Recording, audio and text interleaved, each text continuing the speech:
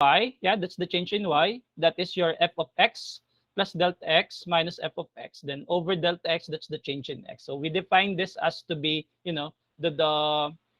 the limit of delta y over delta x as delta x approaches 0. And that's the derivative of f of x. And also, we say that, you recall that f prime of x, this is the equation of the slope of a tangent line. Okay?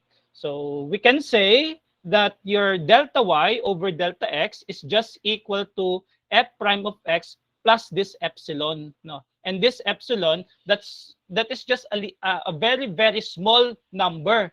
Sir, where did this epsilon come from? Saan po galing ito? So you remember that when we draw the equation or the definition of the derivative, we started from this point, yeah? Diba? You remember this one? So this is now a tangent line. Okay, from a secant line, this is your line L, this is your point Q, and this is your point P. Okay, from a secant line, we make Q approaching P, okay? And when Q approaches P, so we now generated a tangent line. So sir, di ba kapag si point Q coincide with point P, yung x2 is now equal to x1. Okay, so therefore, delta x will become 0. Okay, and we will avoid that to happen. So that's why we were just, going to make sure that x sub 2 is approaching x sub 1. And there is a very, very, very, very small difference between x2 and x1. So that's approximately equal to 0.0000000000000000001. Something like that. That's very, very small. And in a sense that it is already negligible. So that's why we arrive at this notation that the definition of derivative is equal to the limit of f of x plus delta x minus f of x over delta x as delta x approaches 0. Okay? And you just multiply this by delta x.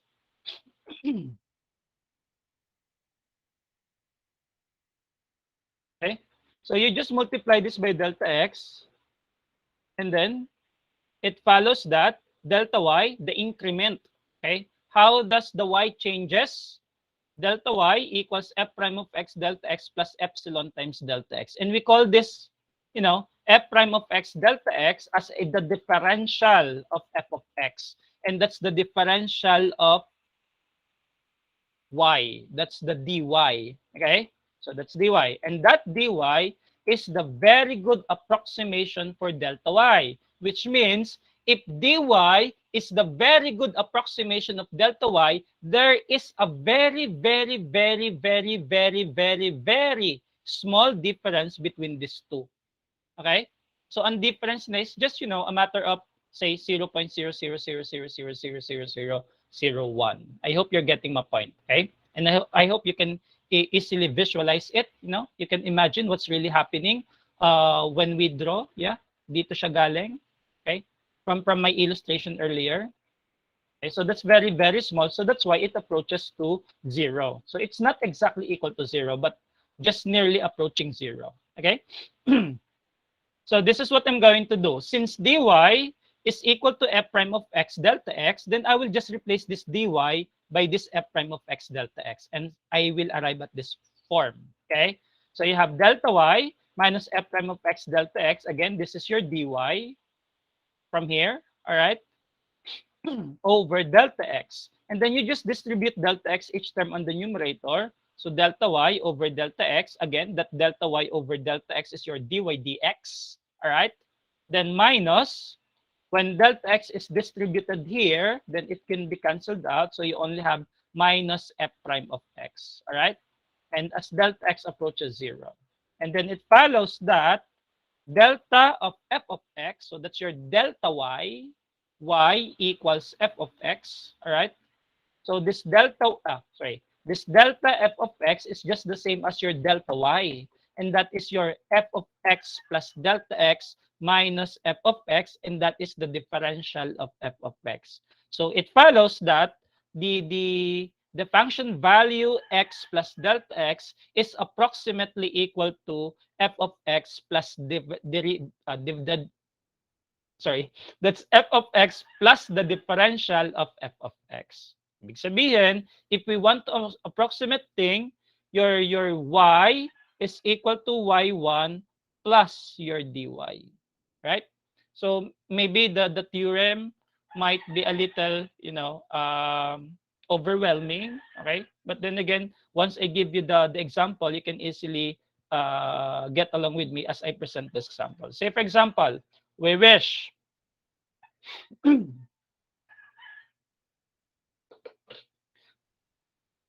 we wish to hold on. We wish to find what they want. Say square root of. We're not going to use the calculator anyway. Okay? We're not going to use the calculator. So we wish to find the square root of say 71. May naririnig ba kayong manok? Wala naman. Can you hear the unnecessary noise? Mahina Yes. naman po. Meron.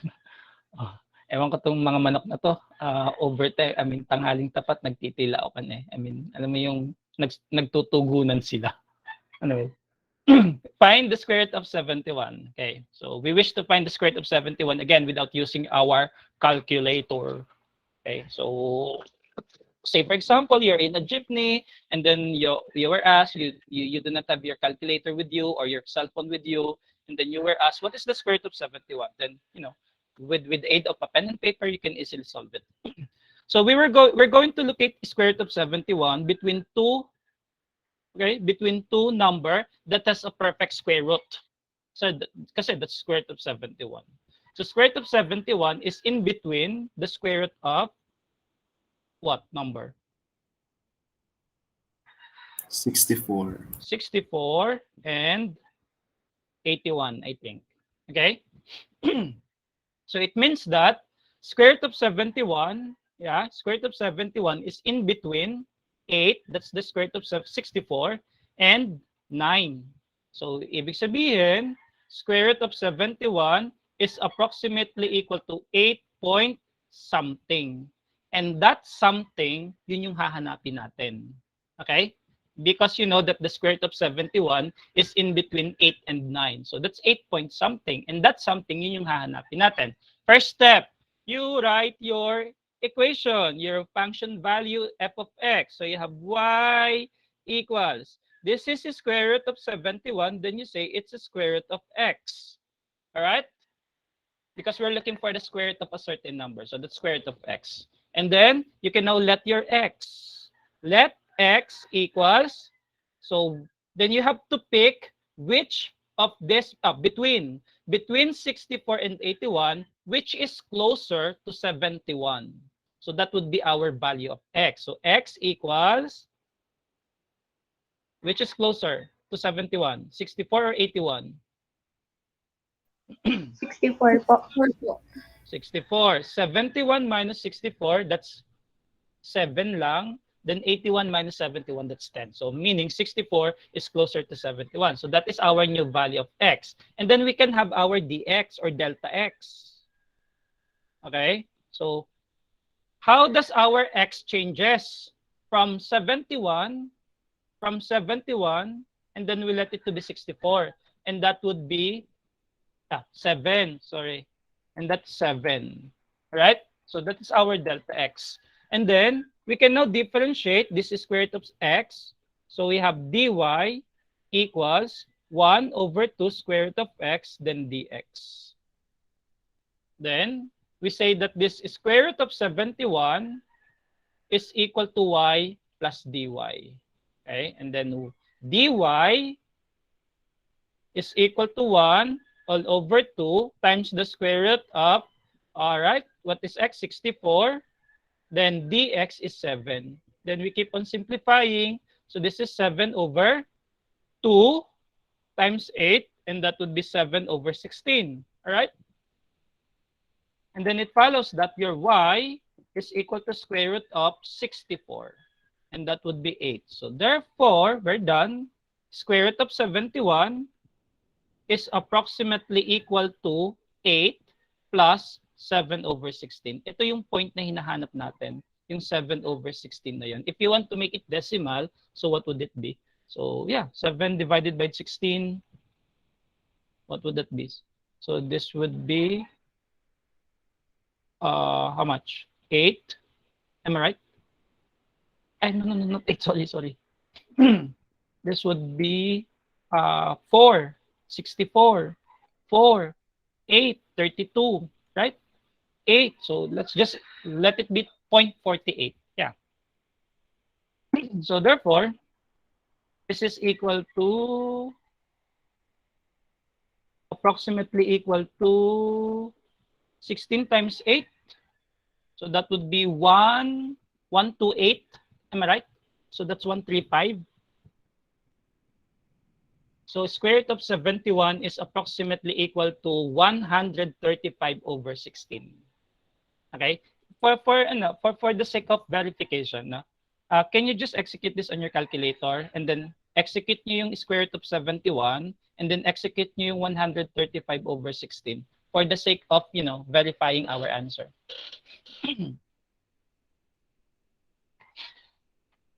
What is the exact value of square root of 71? So that we can know kung nasaan yung error. 8.426. 8.426. 426. 426, Ay, sir. 426. Sorry. Hindi ka naman galit. That's 8.426. And then here, 0.43 po. 40. 4.7 po. 375. 3. 75. Okay. Oh, that's good. No. So ang error niya nasa 10th place. Ito. Okay? Yeah. So that's it. That's 135 over 16. Say we wish to look for another example. If you have a question, you can just open your microphone.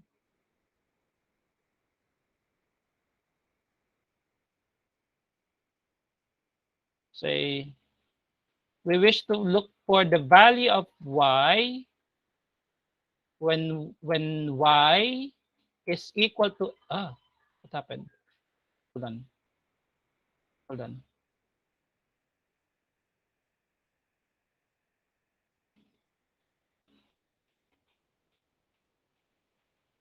When y is x to the 4 minus 2x cubed plus 9x squared plus 7.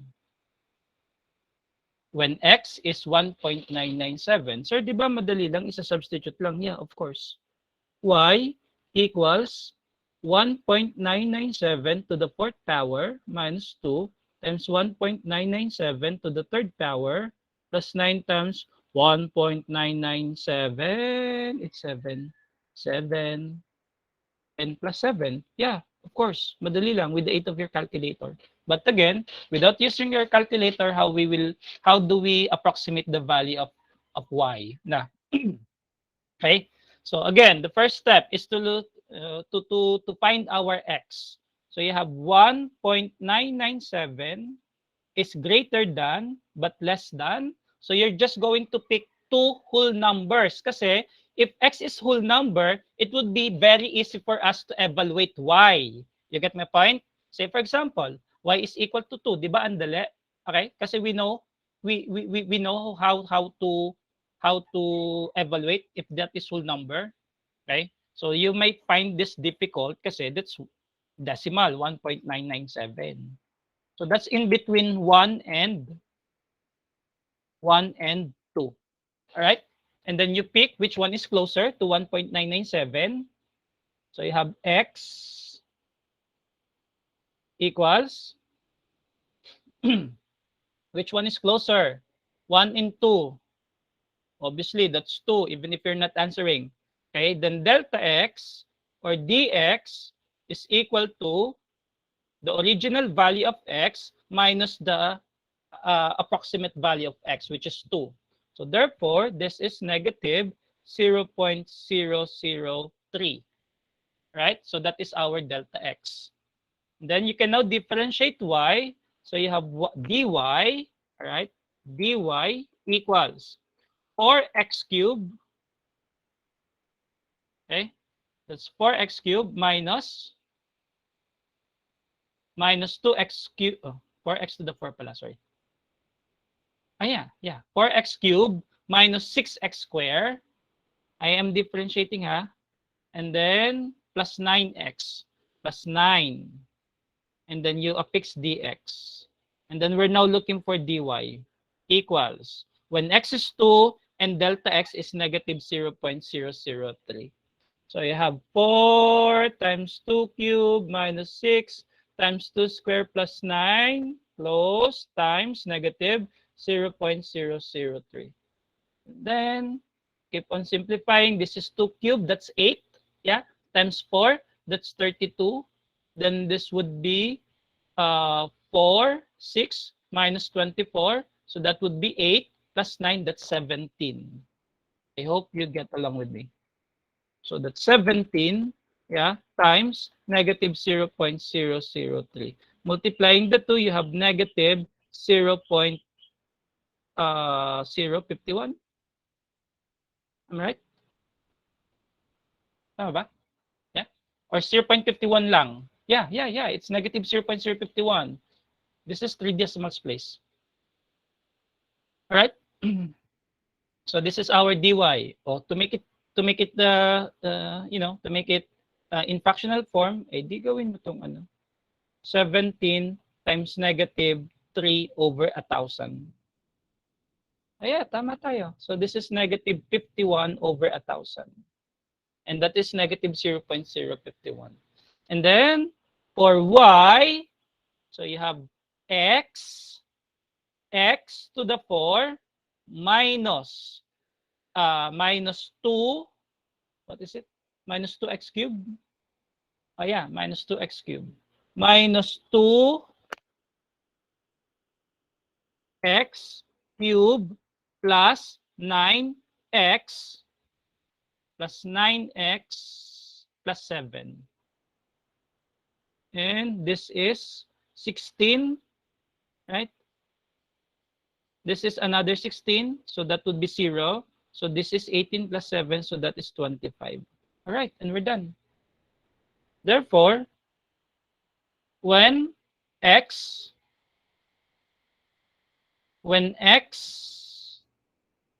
equals 1.997, y is equal to 25 minus 0.051. And therefore, y equals 24.949. So this is the value of y whenever, x is 1.997. We try to verify again. Can you execute this on your calculator just to verify? Hopefully, we get an answer closer to or closest to this number.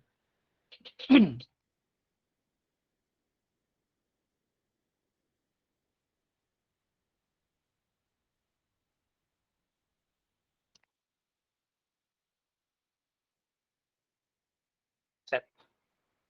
Sir, the same po. Same. 20. No. Yung sunod na value niyan. 24 using your calculator. 0.949107 po. Ang calcu value natin ay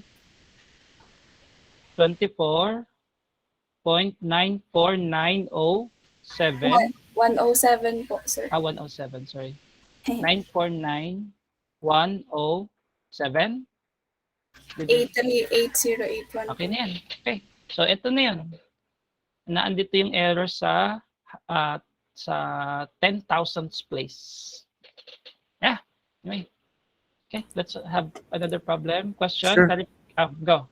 Dun po sa ilalim po yung y is equal to Dito. 2 raised. Yun po ay 27 po nakalagay, sir. Ay, Di ba ba't po nga 25 27? It's 25, sorry. Apa. 9 times 2 is 18. Plus 7, it's 25. 25 po. Okay. Sorry for my brain. My brain is malfunctioning. Kita nyo, 25 yun, no? Diba? 25 to tapos 27. Yan. Thank you. Because of the 7 siguro. Okay. Thank you. That's 25. That's 9 times 2. That's 18 plus 7. That's 25. All right. Another problem.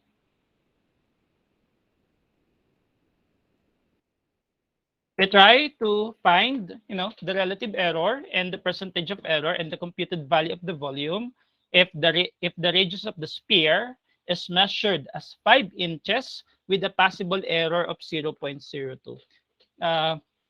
Usually, 'di ba, kapag nagme-measure tayo ng certain length, no? Ng length, if we're going to use, a meter stick or a ruler, and then although it's not, say for example, the reading is closer to 5. Although it's not yet 5, so we just record it as 5, 'di ba? Then minsan kapag paglampas ng 5 pero hindi pa umaabot sa 5.1, nire-record pa natin siya as 5. So therefore, the error exists on that process. Okay? And just like what happened here, if the radius of the sphere is measured as 5 inches, so that's the radius. Okay?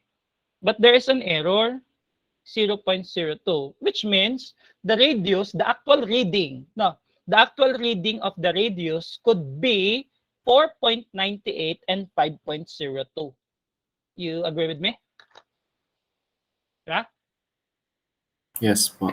Okay? So yung reading ng radius nyo, it's either 5.02 or 4.98. So therefore, there could be delta R is equal to plus or minus 0.02. Okay? And therefore, we can now say our working equation, your hint is sphere, so volume. So that's volume of the sphere, which is equal to 4/3 pi r cubed. And then differentiating this, you have dv equals 4 pi r square dr. Right? And then when r is 5 and delta r is plus or minus 0.02, we now have our dv. That's 4 pi r 5 square dr plus minus 0.02. And then you now have dv equals, this is 4 pi, 5 squared, that's 25. 25 times 4 pi, that's 100 pi, multiplied to plus or minus 0.02. And therefore, dv is plus or minus 2 pi. And then we look for our v. V is 4/3 pi r cubed. And that gives us 4/3 pi r cubed. Okay? Then 5 cubed, it's 125. Yeah. So V, the actual volume, is 125 times 4. That's 500, no? 500 pi over 3. And then we're looking for the largest possible error. Okay? The greatest possible error. And that is the relative error. No? And this relative error is just equal to, by definition, relative error, this is equal to dy over y. And the percentage of error is equal to 100% of dy over y. Okay? So in this case, our relative error is given by dv over v. So that would be plus or minus 2 pi all over 500 pi over 3. And that will give us, you can just drop this up, the pi, all right? 3 times 2, that would be 6 over 500. Or that is 3 over 250 plus minus. All right? So that's the relative error. That's the largest possible error. And then you just multiply this by 100. Okay? And that is the percentage of error. Okay?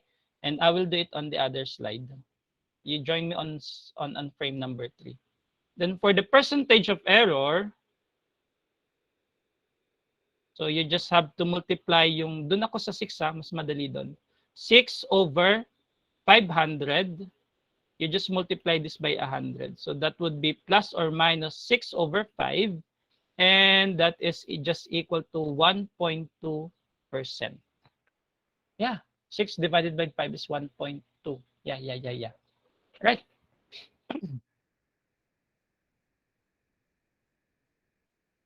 Okay, this is the percent of error. And then the actual volume, yun, 500 pi over 3. Okay, another problem. Say, anyway, cube root. We wish to look for the cube root of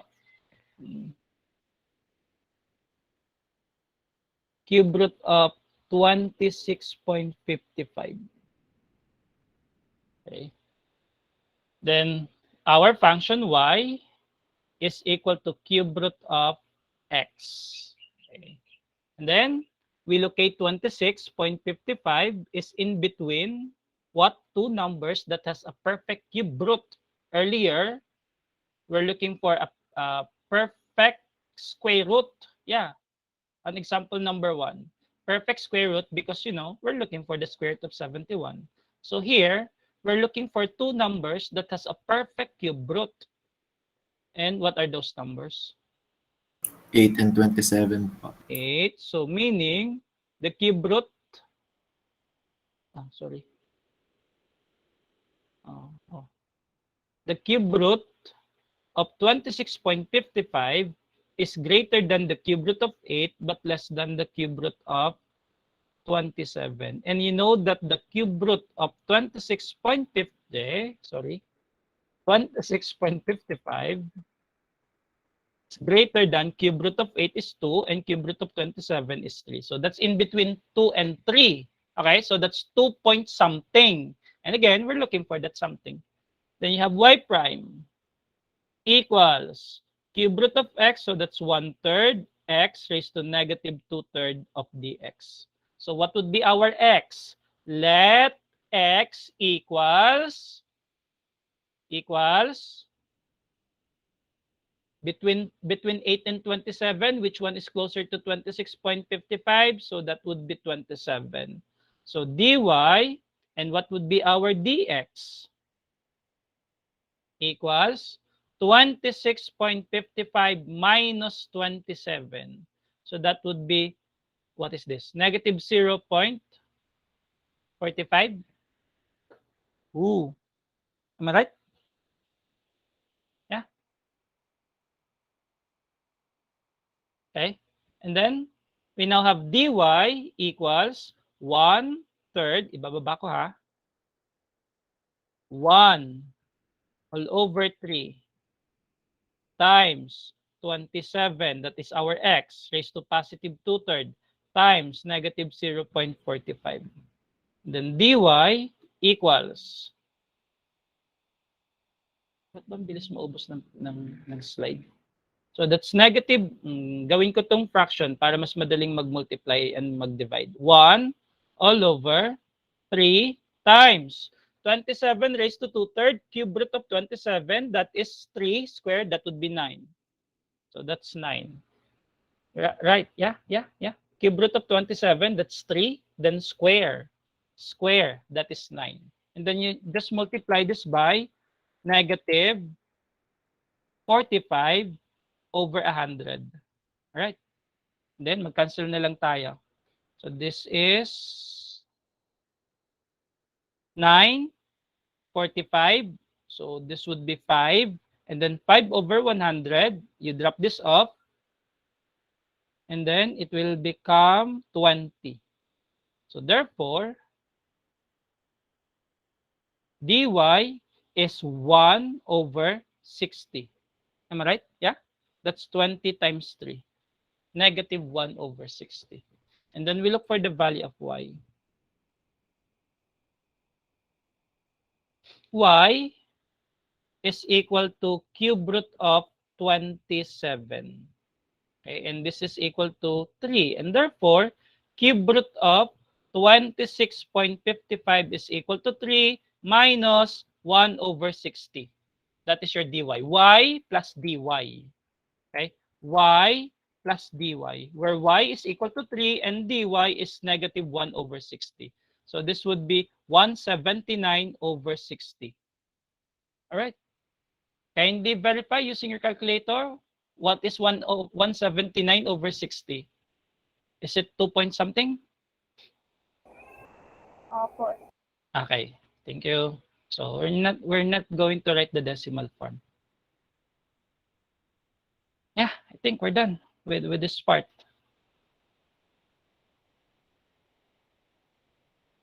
Okay. And another applications of derivatives is on finding the tangent line and the normal line.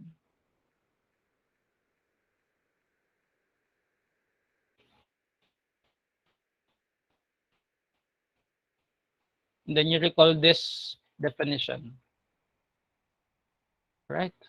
Where's it? One. Okay, yeah, right.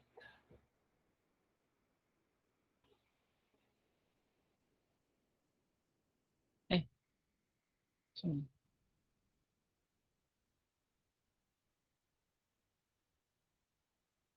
next slide na nga.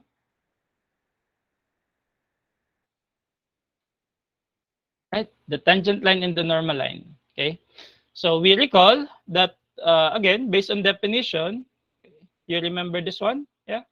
So you know that the slope of the tangent line is equal to the limit approached by the function f of x plus delta x minus f of x all over delta x as delta x approaches 0. And this gives us the derivative of your f of x.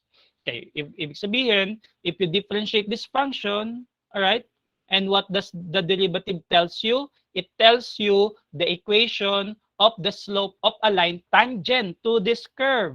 All right, okay?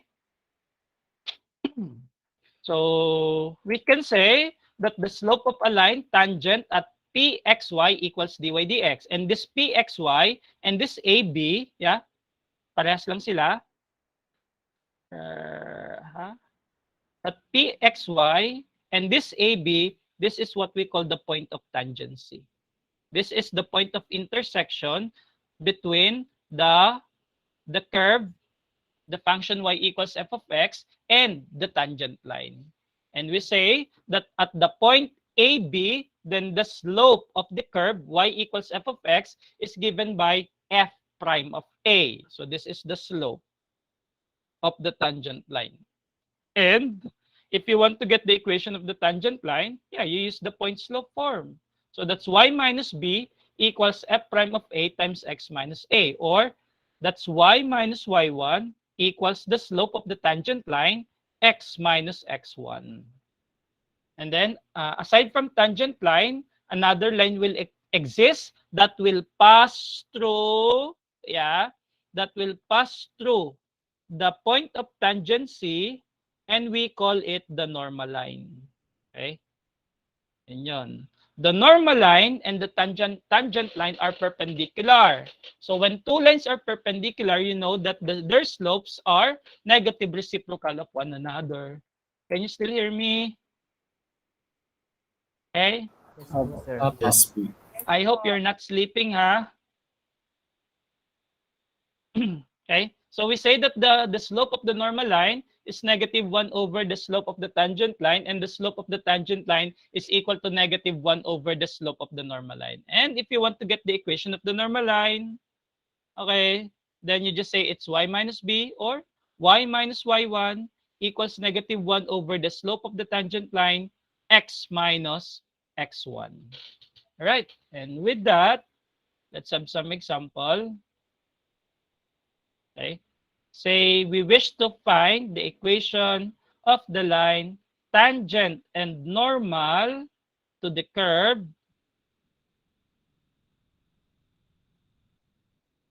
f of x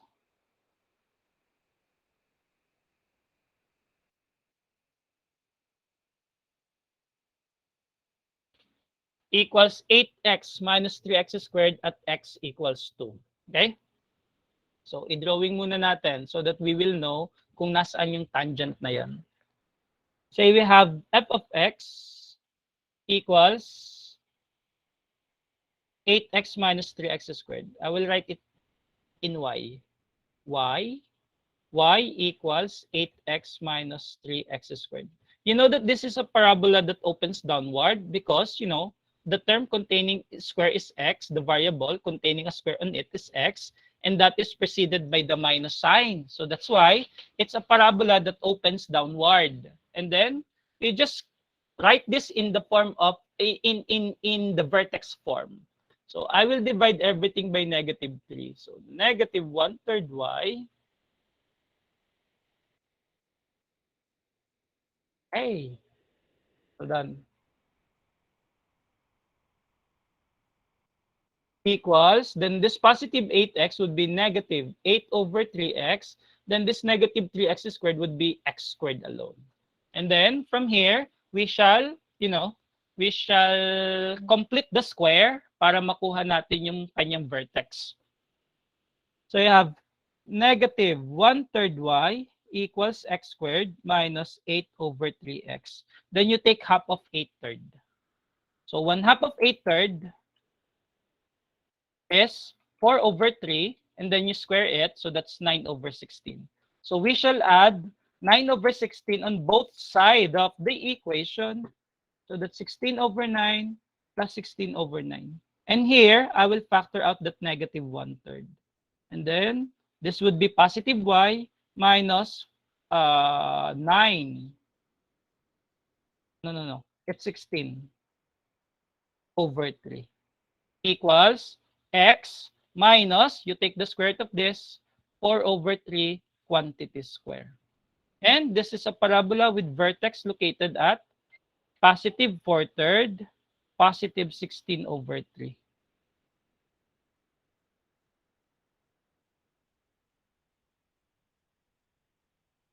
Okay? And then, trace natin. We just know that this parabola will pass through 0, 0. Okay? Dadaan siya sa 0, 0.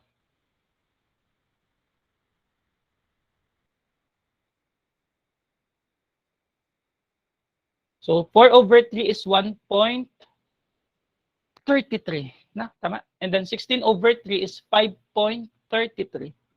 Tama ba? Ayan.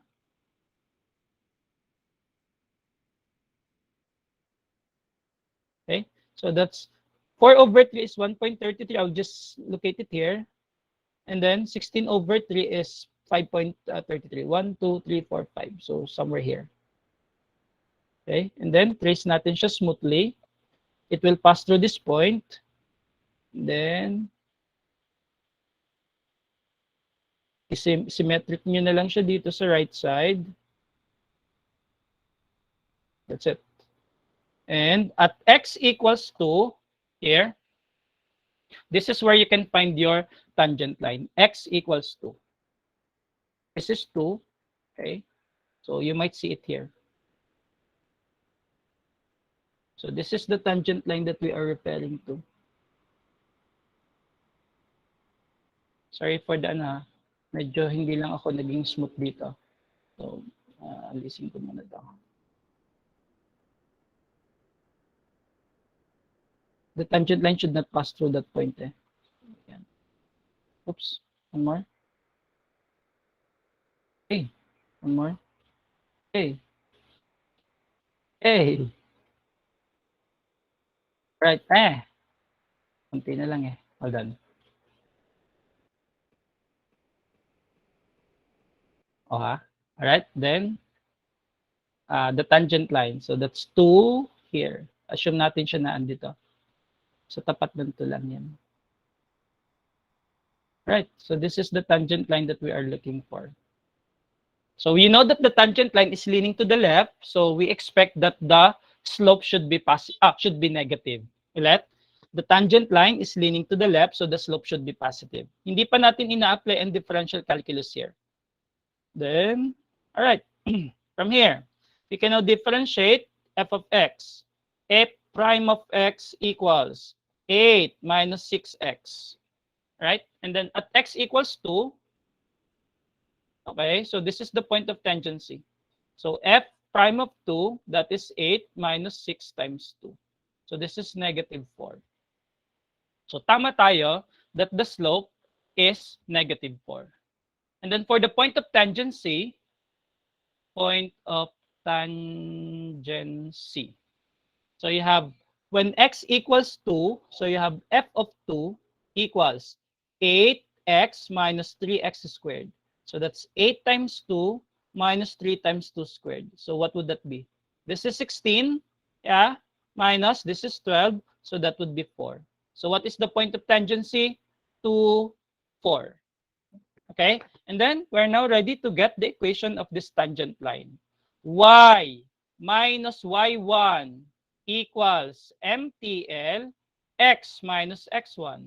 Y minus y1 equals MTL x minus x1.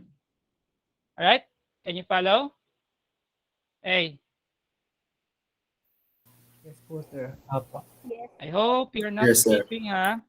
Y minus 4 equals -4 times x, that's -4x. -4 times -2, that would be +8. Then, ito, we'll just throw it on the left side. That gives us 4x plus y. Then, -4 plus 8, so -12 equals 0. So, what is this? The tangent line. All right. Then, you can now easily look for the normal line. Di ba? So, tatandaan nyo to ha. Y minus 4, then -4 ang slope ng tangent line. Right? Then for the normal line,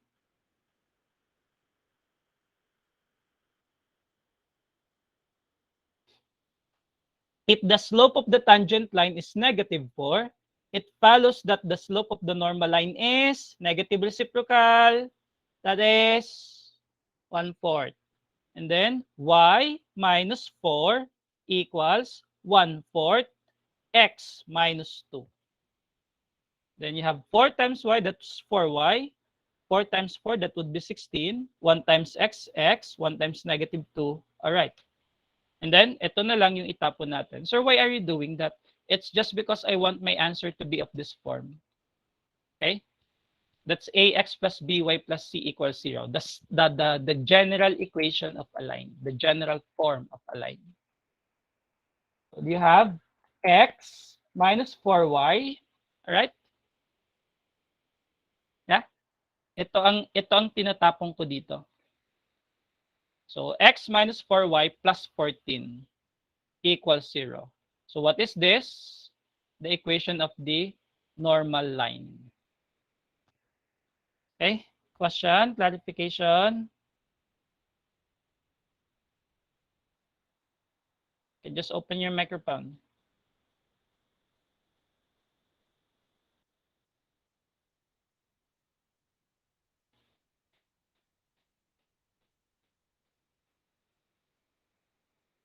None?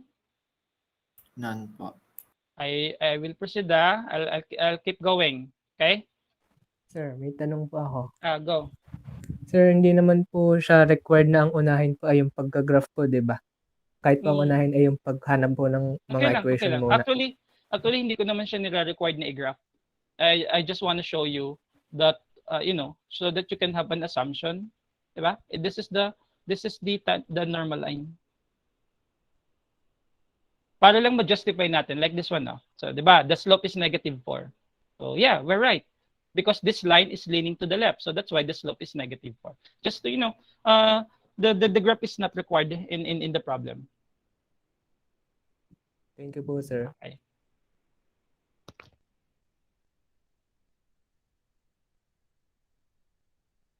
Let's try another one.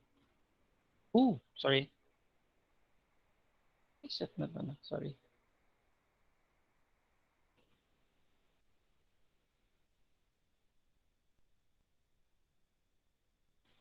Okay, find the equation of a line tangent to x squared plus y squared minus 2x minus 6y plus 8 equals 0 at 0, 4. Okay, try to look on the difference between this equation and the previous problem. Okay, yeah? Can you see that? What's the difference? So you might have a different, strategy in solving this problem. Different from the previous one. Yeah, go back here. And then you go back to this problem. You see now? What is this? Implicit po. Implicit po. Implicit. And what kind of conics is this? This is a conic section. That is what? What do you think? You look at the form. Hey. X squared plus an, Ellipse po. not an ellipse, Circle. circle. Circle siya because both x squared and y squared are preceded with similar sign. Both are positive. So that's why it's a circle. Okay? So it's a circle. Sige. So that you can easily get acquainted with, how to trace curve, then I'll show you time to time. Pero on our examination, I will not require you to trace the curve. You just look for the equation of the tangent line and the normal line and the slope. Okay. But for the sake of discussion, I'll just show you how to trace curves now. Because later on, I will teach you another way on how to trace curve without determining its general form, without determining its slope, without determining its behavior, right? For the meantime, what we're doing here, what I'm doing is I'm tracing curve by means of behavior, yung traditional way of tracing curve. So you have x squared minus 2x, right? And then you complete the square. 1/2 of -2 is -1 square, that would be 1. So that this is a perfect square trinomial whose factor is x minus 1 squared. And then I'll go with y square. I'll combine -6y. And then I will complete again the square. Half of -6 is -3 square. It's 9. Okay, so that this will become y minus 3 square. Equals, then this +8, I will throw it here. So it will become -8. And I added 1 on the left and 9. Okay, so I must also add 1 and 9 on the right side. Okay, so that when this is simplified, it is just equal to this. All right, yeah. Then we now have 2. -8 plus 1 plus 9 is 2. So this is a circle with center at 1, 3, yeah, and radius equals square root of 2. The square root of 2 is approximately equal to 1.41. So that's the radius. So pag tinrace natin yan, ganito lang siya. So that's 1, 3, 1, 1, 2, 3. And then the radius is square root of 2. So you're just going to count 1.41 units above 1,3, below 1,3, on the right side of 1,3, and on the left side of 1,3. Okay? So, tatalon lang kayo ng 1.41 units ng square root of 2 units. Okay? So, that would be here, here. This is 4, sorry. This is 4. 1, 3, 4 unit. Then I'll just place it there. 1.41, that's 1.3 ha. So that's 1.3. So 3 plus 1.41, di nasa 4.41 tayo. So 4.41. 1, 2, 3, then 4.41. I'll place it here. And then this is 1, then pakaliwa, okay, minus 1.41. So it's here. And then, pakanan, so plus ulit. So 1 plus 1.41 is 2.41. So somewhere here. And then dito, it's somewhere here. And then, ibilog lang natin.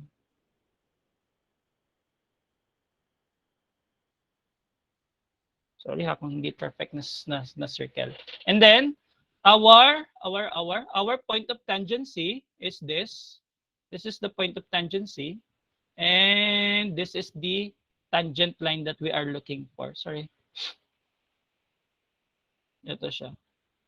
This is, so what can you see? The tangent line is leaning to the right. So therefore, the slope should be positive.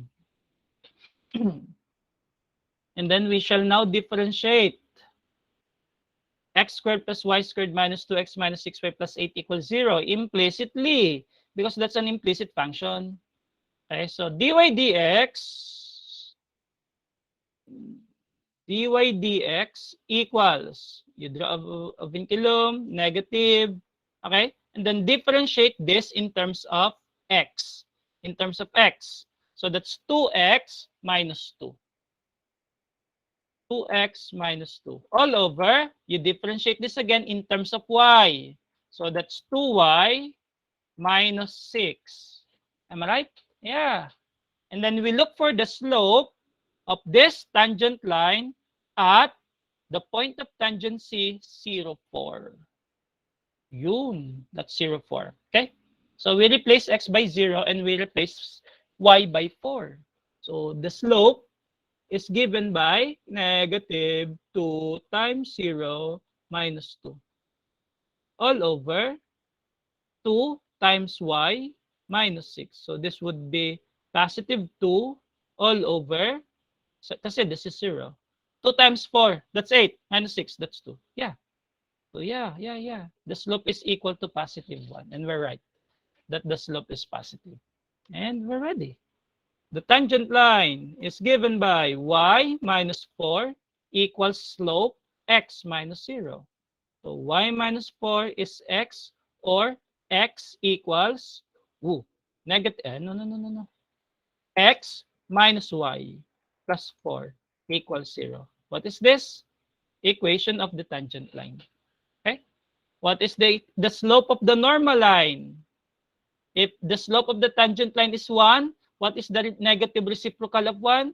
Negative 1. So you have y minus 4 equals negative 1, x minus 0. So y minus 4 is negative x. So therefore, x plus y minus 4 is 0. What is this? The equation of the normal line. All right. Okay, I'll make it smaller. Then you ask question if there is. Question?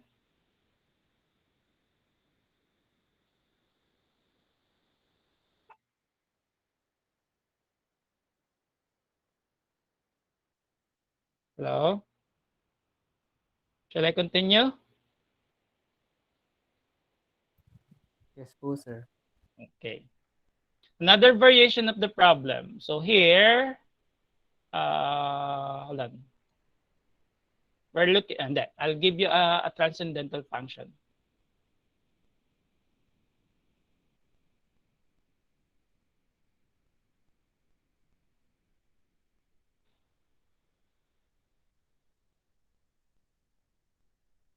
Okay, find the equation of a line tangent to y equals ln cosine x at x equals pi over 3.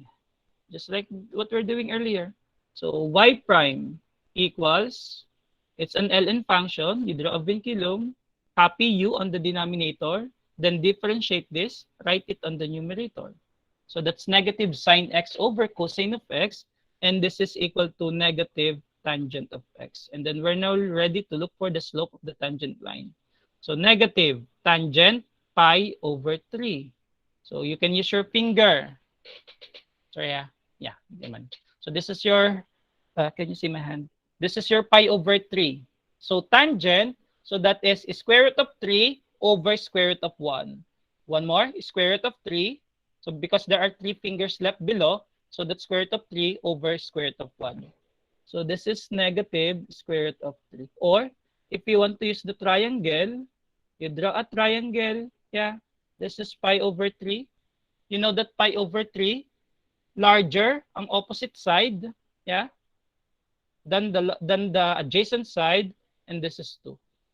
Yeah, and then you can verify that tangent pi over 3 is square root of 3 over 1. Okay? And then we now get the point of tangency. And that is obtained when x equals pi over 3. So you have y equals ln cosine of pi over 3. Again, with the aid of your finger or with the aid of this triangle, you can now evaluate cosine pi over 3. And cosine, that's adjacent side, over hypotenuse. All right. So we'll have y equals ln of 1. You know that ln x over y is ln x minus ln y. And therefore, y is negative ln 2. And the point of tangency is written as pi over 3 negative ln 2. Ooh. Okay. Then we're now ready to get the equation of the tangent line. So y minus y1 equals MTL x minus x1. All right. Then you have y plus ln 2 equals negative square root of 3x plus square root of 3 pi all over 3. And then if you want to avoid that 3, then you can just multiply everything by 3. Yeah. We have 3y plus 3 ln 2 equals negative 3 square root of 3x plus square root of 3 pi. And then ito, tapon lang natin sa kabila. Positive 3 square root of 3x plus 3y plus 3 ln 2 minus square root of 3 pi equals 0. Okay? And then I will just set up the normal line. So what is the slope of the normal line? Can I hear someone? Come on. 1 over square root of 3 po. 1 over square root of 3. You don't need to rationalize kasi madidistribute naman natin yan later. Okay? So you have y minus negative ln 2 equals 1 over square root of 3 x minus pi over 3. Yan. Then distribute nyo lang pa ganun. Square root of 3y plus square root of 3 ln 2 equals x minus pi over 3. And then you just multiply it by 3. 3 square root of 3y plus 3 square root of 3 ln 2 equals 3x minus pi. Then arrange lang nyo lang ulit. 3x minus 3 square root of 3y minus 3 square root of 3 ln 2. Then minus pi equals 0. And this is the equation of the normal line. This is the equation of the tangent line. Right. Question? If I speak a little faster, you can call my attention.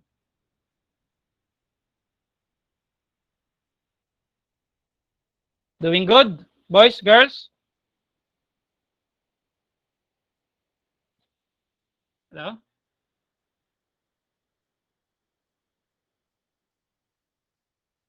Hey, you're still okay? Oo, parang matatapos natin. If you're like that siya, matatapos natin to yung 5 lessons ng applications. Okay, okay lang. I hope you're not sleeping ha. Pag natulog kayo, iwan kayo. Nilalakasan ko na nga yung boses ko para magising kayo. Okay?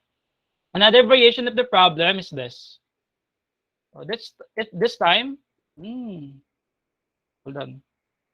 Hindi na kukuha yun.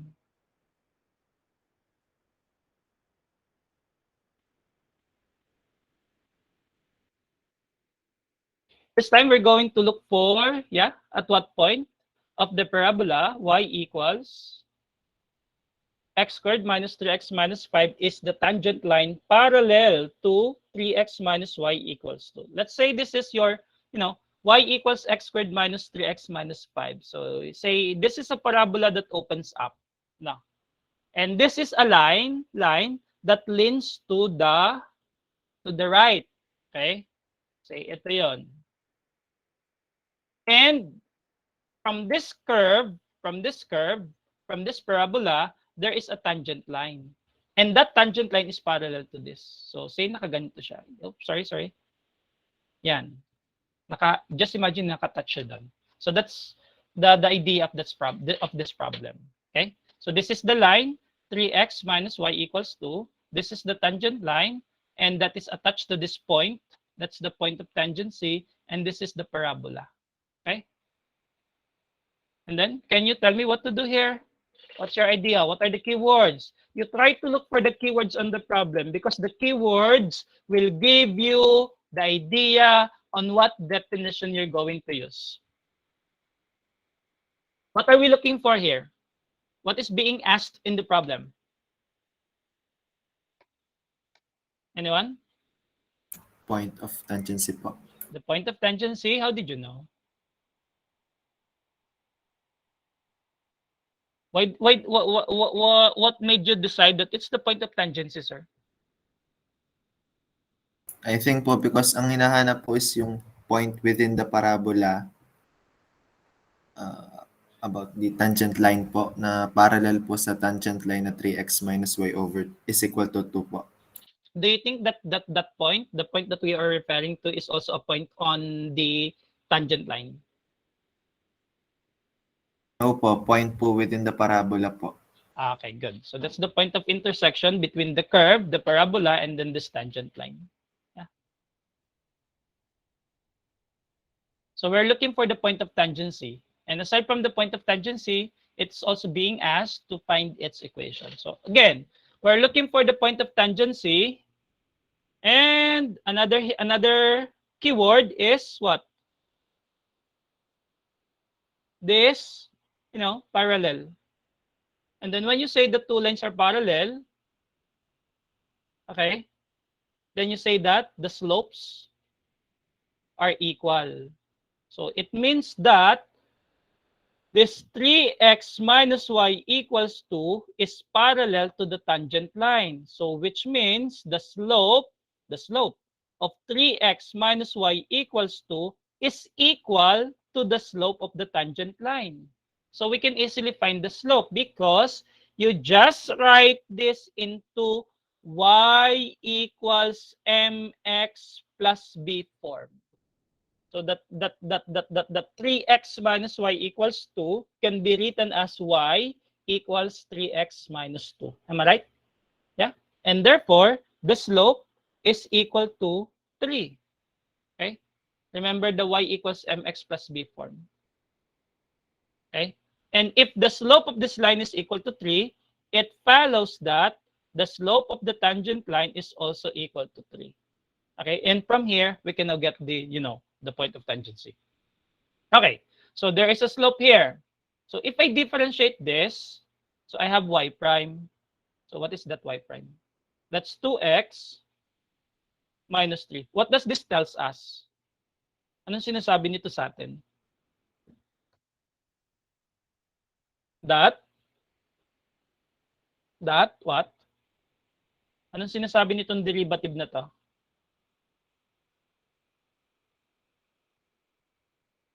That this y prime will give you the slope of the tangent line. And therefore, you can just replace y prime equal to 3, all right? And then you look for x. If 3 equals 2x minus 3, yeah, so this would be 6. And therefore, x equals 3. Yeah, right? Now, if x equals 3, what's the corresponding value of y? Tapos, that's the end of the solution. If x equals 3, then y is x squared minus 3x minus 5. So y equals, this is 9, this is negative 9. Yeah, that's negative 5. So therefore, the point of tangency is 3, negative 5. Okay, and yeah, done. And we're looking for its equation. Meron na tayong point of tangency, meron na tayong slope, then we are now ready to look for the tangent line. I have y minus y1 equals the slope times x minus x1.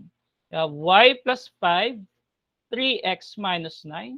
Yeah, ito, tapon dun. 3x minus y plus 5 will become negative 5 added to negative 9, negative 14. And that would be 0. So that's 3x minus y minus 14 equals 0. Okay? Yeah. And if you want to get the normal line, you can do it. Another one.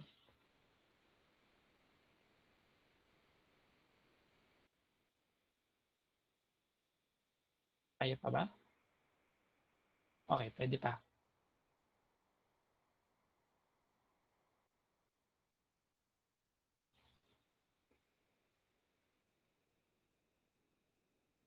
Find the point where the normal line to the curve y equals x plus square root of x at 4, 6 crosses the y-axis.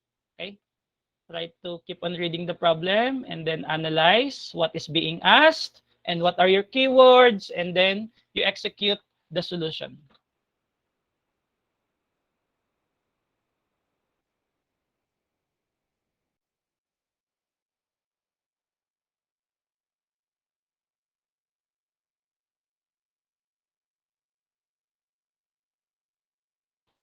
Okay? So what are we going to do? Can you tell me how?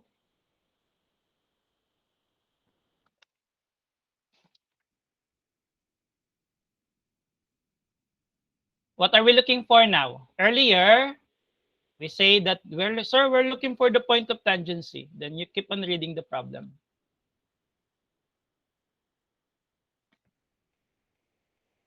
What are we looking for?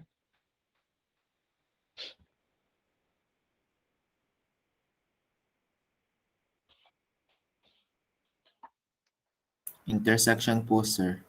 Intersection of intersection nino. Ng normal line po at saka po ng y-axis. And what is that point called?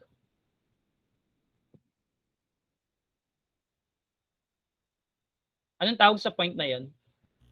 Y-intercept, sir. Y-intercept. Okay? So, any point, tatandaan nyo na, any point that crosses the y-axis is what we call the y-intercept. Okay, question. Is this point a point of the normal line? Yes or no? The point that we're looking for, is it a point of the normal line? Yes, no, yes, maybe, sir. What is it? Yes Is the po, point- sir. Okay, yes. Is that point also a point on this curve? No po. No na. Okay? Because ang sinasabi lang natin is that there is a there's this curve. Y equals x plus the square root of x. When you differentiate this, okay? So that's 1 sorry. 1 plus 1 over 2 square root of x. And this point is the point of tangency. Is 4, 6 a point of this curve? Yes. Is 4, 6 a point of the tangent line? Yes. Is 4, 6 a point on the normal line? Also yes. So ibig sabihin, the intersection of the curve, the tangent line, and the normal line is the point of tangency. Okay? So you have y prime equals 1 plus 1 over 2 square root of x. That's the derivative of square root of x. And if I replace x by 4, anong makukuha ko? If I replace x by 4 here, you have 1 plus 1 over 2 square root of 4. What is this? 5/4. 5/4. Yeah, it's 5/4. And what is this 5/4? What is Slope this? po. Slope nino. Tangent line. Tangent line. Okay.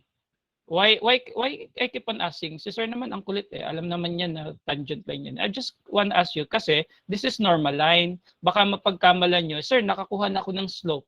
Eh, ito na lang yung gagamitin ko. No, you have to reciprocate and then multiply it by -1. Okay? So kasi baka mapagkamalan nyo, nakakuha na kayo ng slope eh. And then it's normal line. Eh, dito na lang yung gagamitin ko. No, you have to get the negative reciprocal. Okay? So then we will get the equation of the normal line.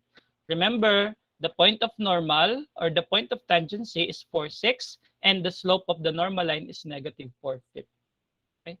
You have y minus y1 -4/5 x minus 4.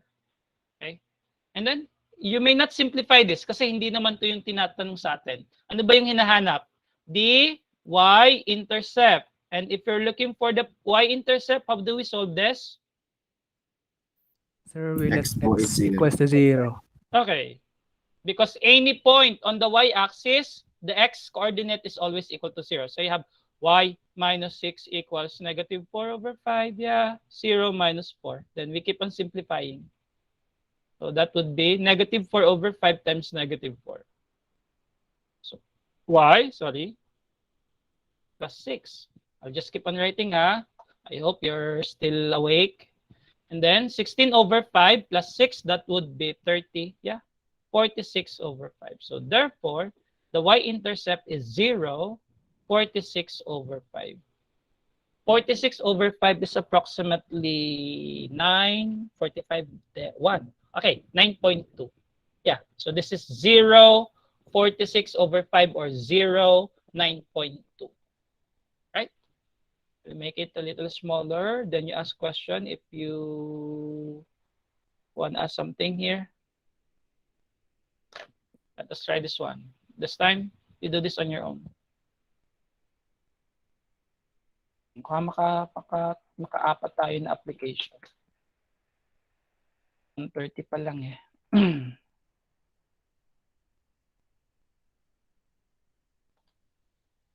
Okay, you try to do this on your set. Oh, ano ba yan? Sorry. Ay, hindi nadadala yung ano.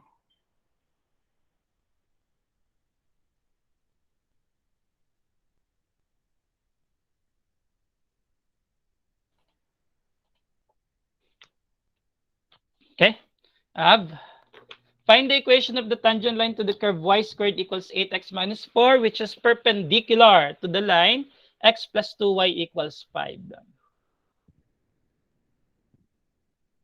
Okay, you try to do this for about 5 minutes. Kaya niyan.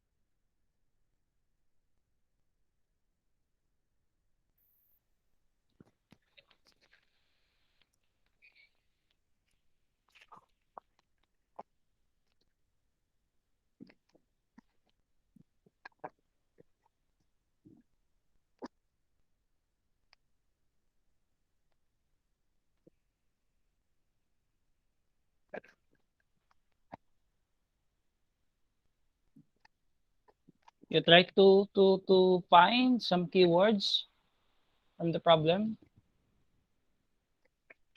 Again, the keywords will tell you what to do. Again, this is, you see me how to solve the problem. This is how I solve the problem. But how you solve the problem, it's your problem. What do I mean by that? I mean, what I'm just want to tell you is you study not the example, the process. You must learn the process on how to solve problems like this. So hindi yung example ang tinuturo ko sa inyo ha, ang itinuturo ko sa inyo is yung process on how to solve. Baka mamaya pagka yung problem hindi nakamukha ng mga examples natin, then hindi naturo ni sir to. Okay? So again, what I'm teaching you, the skills, the steps, the process.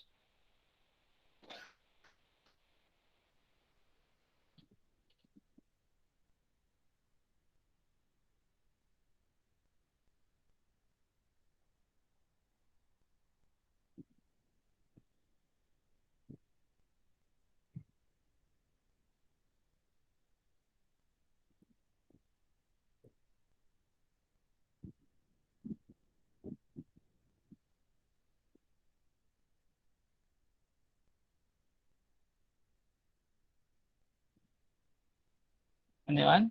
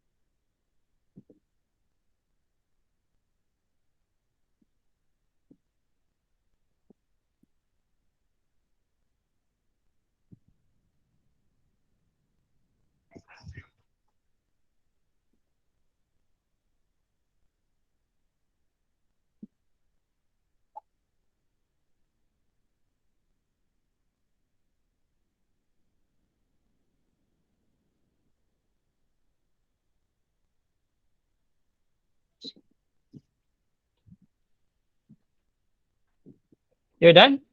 Solve ko na lang ha. I will not say anything. I'll just show you the solution. That's tangent line.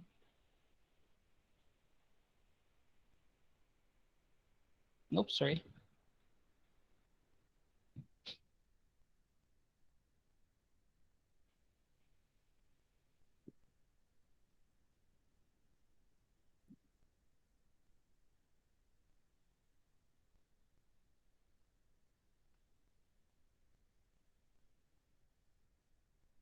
So y equals 5. So you have 2y equals negative x plus 5. So you have y is negative 1/2 x plus 5 over 2.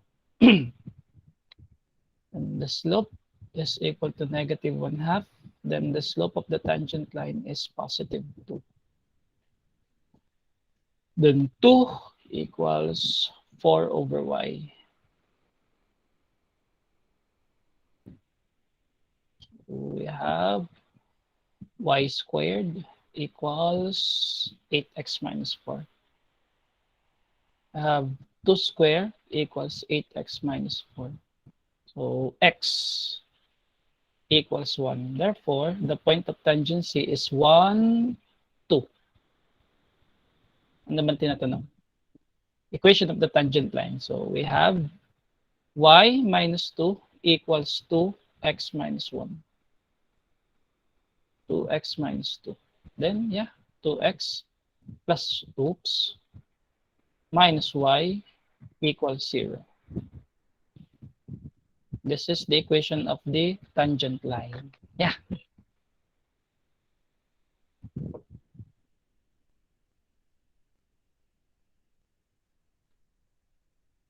Sean, hey, hope you were able to get it.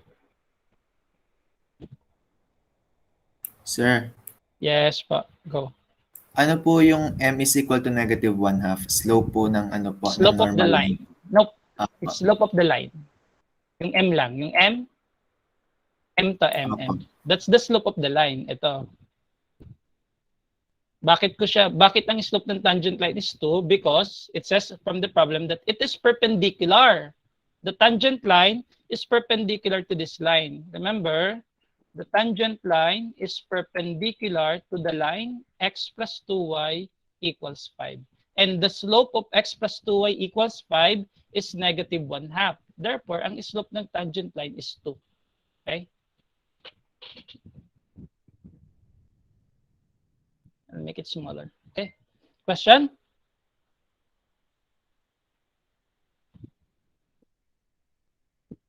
Okay na tayo dyan?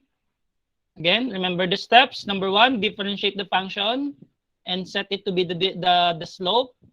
And then go back with the problem kung ano mang hinihingi. Kung given ang point of tangency, yung x on the equation of the slope, palitan lang kung ano yung given na from the point of tangency. Then kung may given naman na isang pang line, then try to observe whether it is parallel or perpendicular to that line.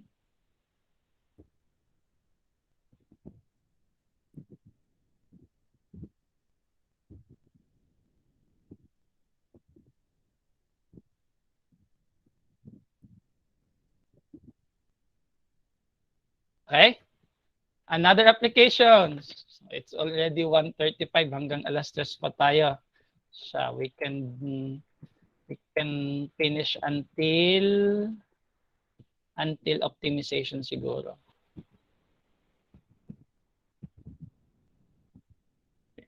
Okay lang siguro dito.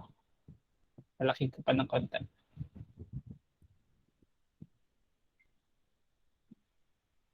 Okay. Another way on how, another application of, another application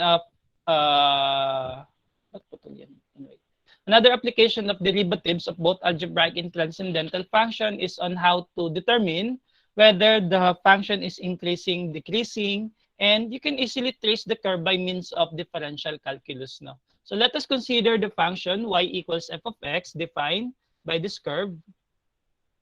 Okay. And you can see it right here. I assign points A, B, C, D, E, and F. And then you try to follow my pen. Okay.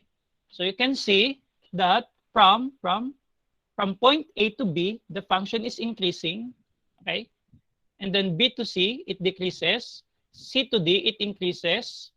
And then D to E, it increases. And until F. Okay. So ibig sabihin, this is the behavior of the function.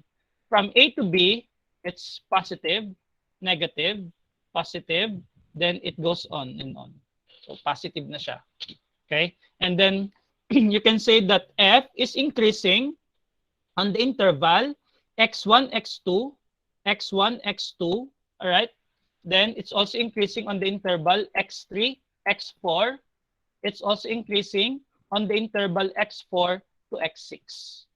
Okay, and decreasing, as you can see it right here, on the interval x2, x3. Okay, and then when do we say that the function is increasing or decreasing? You can see it right here.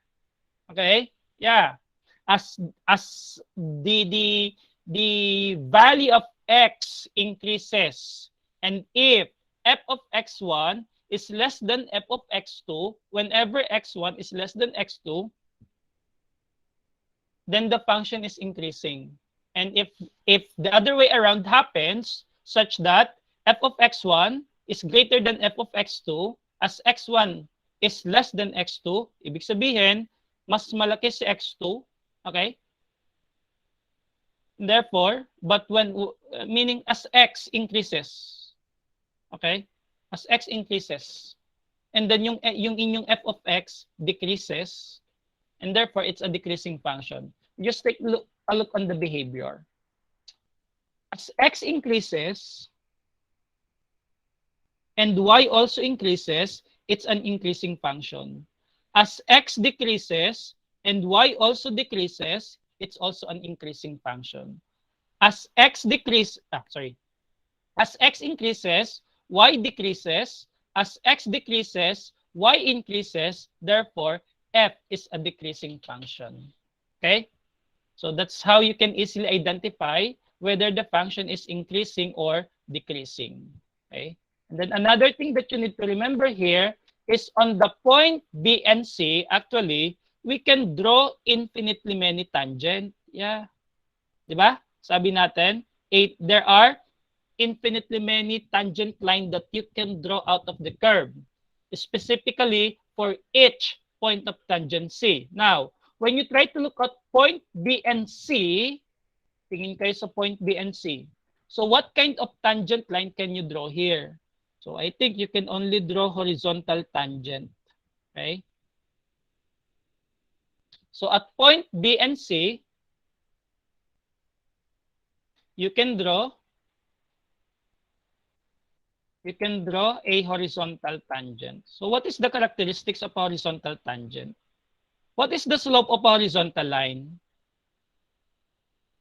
0 po. 0 po. 0 po. Okay?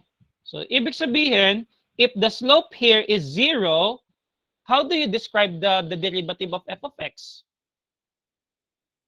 What is the derivative of f of x at this point, B and C? If at point B and C, you can draw horizontal tangent. Now, what's the relationship between the tangent line and the curve, the function itself? Okay? So, if at point B and C, you can draw horizontal tangent, how do you describe the derivative of f of x at point B and C? Is it defined, undefined, or what? What do you think? You go back with our previous problem, with our previous lesson. What do you think?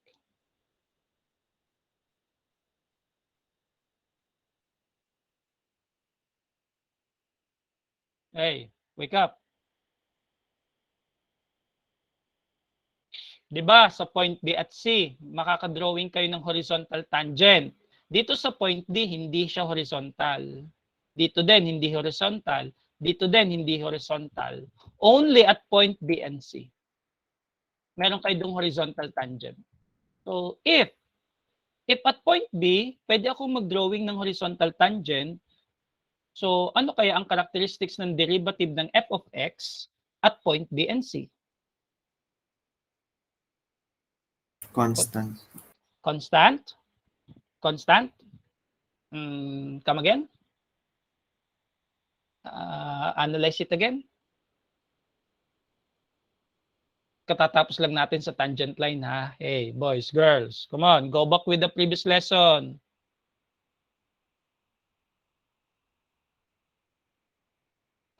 What is the relationship of the tangent line? Parallel po, sir. No. Hold on. What is the relationship of the tangent line and the derivative of the slope? Derivative of, nadulas tuloy ako. Derivative of the curve. What is the relationship of that two? Hey.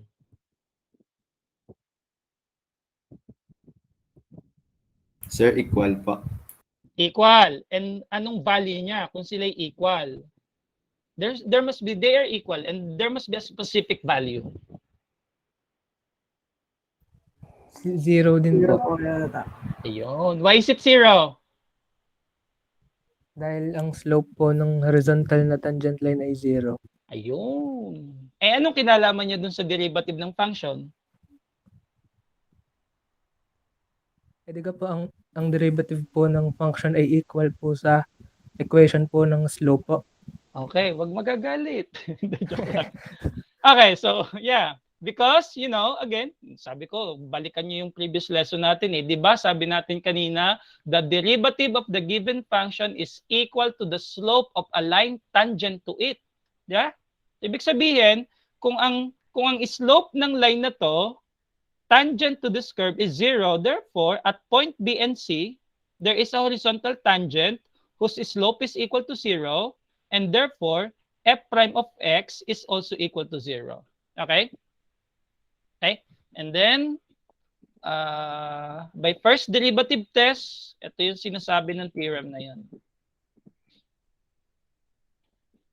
Okay? When do we say that the function is increasing? You can just read it on your by yourself. Okay, and then here's another one. Oh, basahin niyo na lang ha, on your own. When do we say that the function is increasing? Yeah, the first derivative test will tell us. Ito yon. Okay. It is increasing on the closed interval AB if f prime of x is larger than 0. If it is less than 0, then it's decreasing. Ito. Okay? And then it also tells us that at point B and C earlier, there is a relative point. Then what is that point called? It's either relative maximum or relative minimum.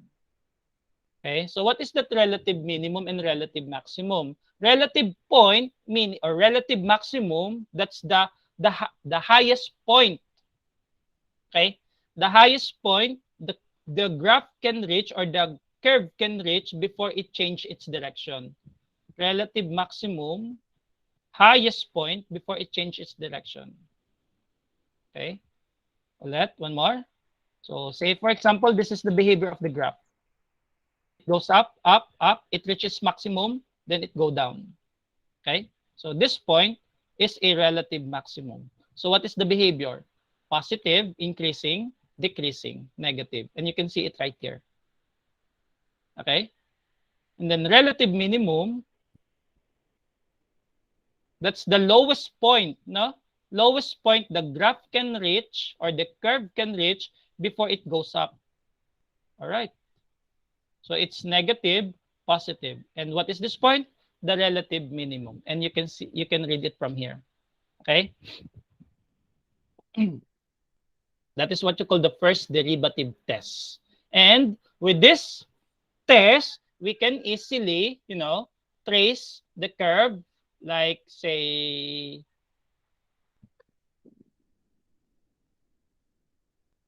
x cubed. Okay.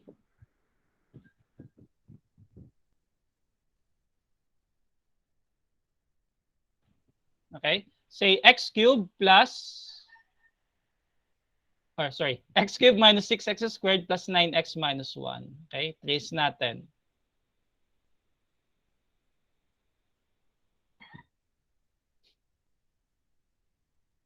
So you have f of x. The first step is to differentiate f of x. So that's f prime of x is 3x squared minus 12x plus 9. Then the second step is to get the critical value.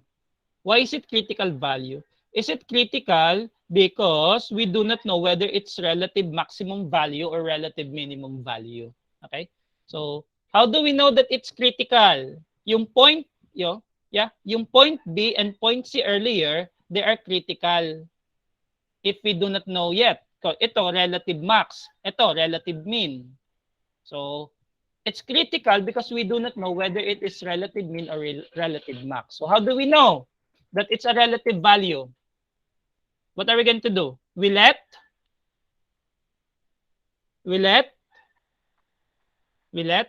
right? Come on. Based on the definition.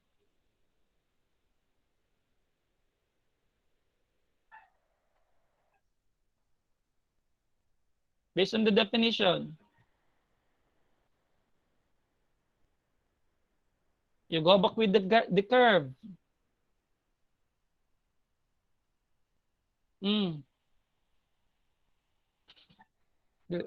B is relative maximum. C is relative minimum. Because we know that the behavior of the curve changes from increasing to decreasing, or the sign of the derivative changes from positive to negative, and then dito naman, negative to positive. Ito, it's negative to positive. That's why this is relative minimum. Okay? What are we going to do to get the critical value? To get that relative mean and relative max? Come on. Hey. We let f prime of x equals 0 po. Yun. Because on the value of x, wherein f prime of x is 0, siya ay relative point. It's either relative minimum or relative maximum. Kaya kung gusto nyong makuha yung relative minimum at relative maximum ng isang curve, ilet nyo yung derivative niya to 0. So you have 0 minus 12x plus 9. And then you have 0. I will divide this by 3. X squared minus 4x plus 3. Right? And then this will become 0. You factor this out. X minus 3. X minus 1. So we have x equals 1 and 3. Okay? And we're done. And then you get the critical point. Now, step 3. Critical point. So how do we know the critical point? So when x equals 1, obviously you solve for y. So that is x cubed. X cubed minus 6x squared minus 6x squared plus 9x plus 1. Am I right? All right. And then y equals, what is this? 5. Hey, 5. Yeah, 5. So we have 1, 5. Then when x is 3, if x equals 3, so f of 3, y, 3 cubed minus 6, 3 square plus 9 times 3 plus 1. Y equals 9, 18, 20. What is this? 3 squared is 9 times 6, 54. Am I right ba? Yeah. This is 27, 57, 54. This is negative 54. So that would be 0. So that is 1. So we have 3, 1. Okay? Then, identify natin kung siya ay relative mean or relative max. So this is the interval. And then this is your f of x. If you have your calculator with you, you can use your calculator to verify the values. So I will just be using, the sign table. Okay. And then let's start with the interval 1, 3. So those are our critical values. I'll start with x less than 1. Then x equals 1. And then x greater than 1 but less than 3. Okay. And then x equals 3. And then x is greater than 3. Okay? And then we will be filling this out. When x is less than 0, so ito kahit wag na nating lamnan. Okay, ito okay lang. Ito na lang f prime of x. Pwede din. Sige. May calculator naman kayo. X less than 0. I'll be using 1. I'll be using 0. Ano ba yun? Sorry. When x is less than 1, I'll be using 0. So when x is 0, 0, 0, 0. So that would be 1. So that's positive. F prime of x. When x is less than 0, so I'll say 0. Hold on. When x is less than 1, I will say 0. So 0, 0, it's 9. So that's positive. The next, when x equals 1, f prime of x. When x is 1, 1 minus 6 plus 9 plus 1. So 9 plus 1, 10, 11. Tama? So that would be 5. Tama? So this is 5. Obviously, that's 5. And then, this is 0. When x is in between 1 and 3, say 2. Oh. If x is 2, ano to? If x is 2, is it positive or negative? So 2 cubed, it's 8. 9 times 2, that's 18. Plus 1, 19. Tama? 19 plus 8, 27. So we have 2 squared, it's 4. Minus 6, it's 3. It's 24. So that's negative 26. 27 minus 24. So yeah, it's positive, sorry. 27 minus 24, it's positive 3. Then 2, ano to? 2 square, that's 4 times 3, that's 12. 2 times negative 12, it's negative 24. Negative 24 plus 12, it's negative 12 plus 9, it's negative. Then when x is 3, ito, y is 1. So 1. When x is 3, then this is 0 because this is critical point, relative. Okay? When x is larger than 3, so this would be positive and this would be positive. And here is the conclusion. F prime of x, I'll be using this theorem, the first derivative test on the on board number 9. Okay, I'll be using this theorem. You have f prime of x is positive. So f is increasing.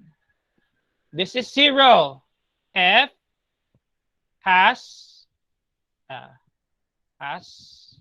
a relative point. Specifically, what kind of relative point? You take on the transition of sign from positive to negative.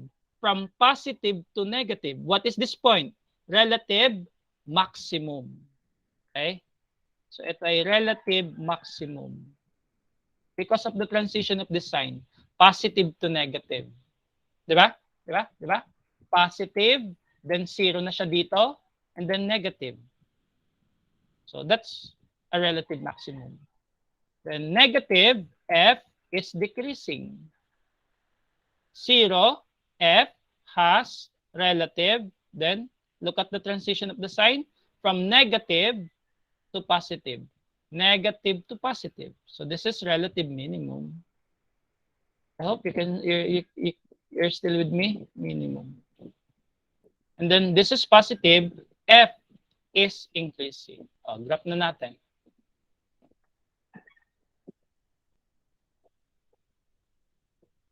You have 1, 1, 5. 1, 2, 3, 4, 5. And then 3, 1, 2, 3. Okay? This is relative max. So meaning, nakaganito na lang kayo dyan. This is relative mean. Alright? Hold on. Relative mean. And then pagdugtungin nyo na lang. And you're done. So this is the graph. Y equals, what is that? X cubed. X cubed minus 6x squared plus 9x plus 1. That's it.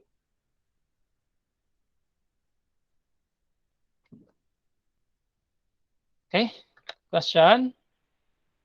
And then on the next lesson here, I will teach you how to do it without the table, no, by using the concavity of the function. Okay, question, clarification?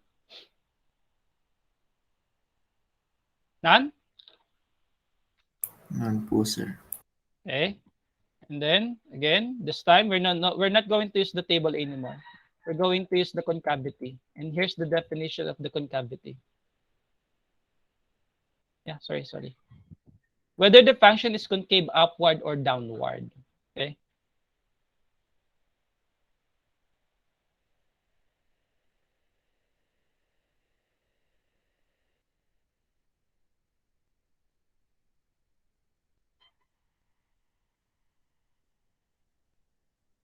Yeah, okay lang. I'm taking this from our module. Okay. The concavity, the points of inflection, and the second derivative test. Again, the first derivative test tells us whether the function is increasing or decreasing.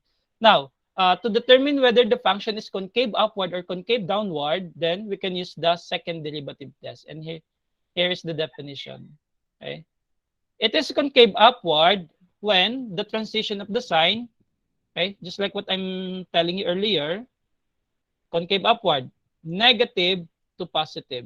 Ibig sabihin, if the transition of the sign is negative to positive, what is this CFC? What is the CFC? If it is concave upward. What is the CFC? This is the relative minimum. Okay? That's concave upward. If it is concave downward, this CFC, this point, is what you call the relative maximum. And the behavior is from positive to negative or increasing to decreasing. This one is decreasing to increasing. Okay? So this one is relative maximum. Okay? And that is supported and confirmed by this theorem. Okay? If f double prime of C is larger than 0, then the graph is concave upward. If f double prime of C is less than 0, then the graph of f is concave downward. If f prime of C is equal to 0, then it's a point of inflection. What is the point of inflection? The point of inflection will give you the sense of concavity of the function. Whether that is, it's narrow or wide. Say, for example, very important kasi yung role ng point of inflection. This is a relative point. Say, let's say this is a relative mean. Okay? So, paano nyo siya idodrawing? Di pa ganun po. Pwede din naman pa ganito. Okay? So, yung point of inflection ang magdidetermine kung siya ay narrow or wide. Okay? So, say for example, this is your relative minimum and you observe that this is your point of inflection. Pagdudugtungin mo na lang kasi siya. Tapos, isi-symmetric mo lang siya dito sa right side. You're done. So, hindi siya narrow, hindi rin siya wide. Okay? So, say for example, this is a point. Relative maximum. Naandito ang point of inflection. Di siya ay wider. You get my point? Sorry. Right. That's a little wider. You get my point? That's what we call the point of inflection. Now, also, the second derivative test, we can easily identify whether the function or the critical point is relative minimum or relative maximum. You look at here. F double prime of C is concave upward. Concave upward. Okay? This is your CF of C. What is this point? What do you think? Relative minimum. Minimum po. Ibig sabihin, if f double prime of C is greater than 0, then that's relative minimum.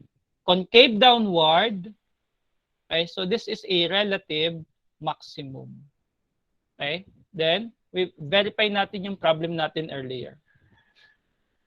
And ito yung theorem na nagsusupport dyan sa claim na yan.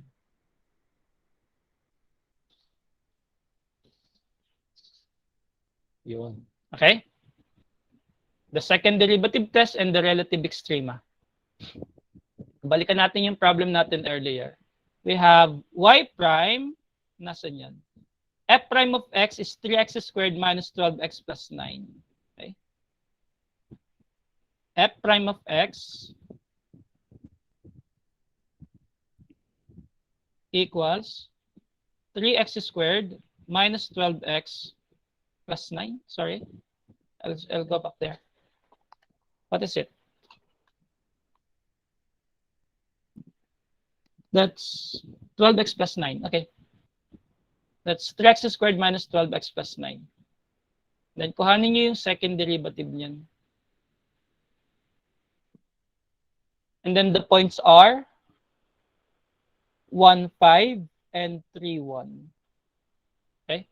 And then f double prime of x equals 6x minus 12.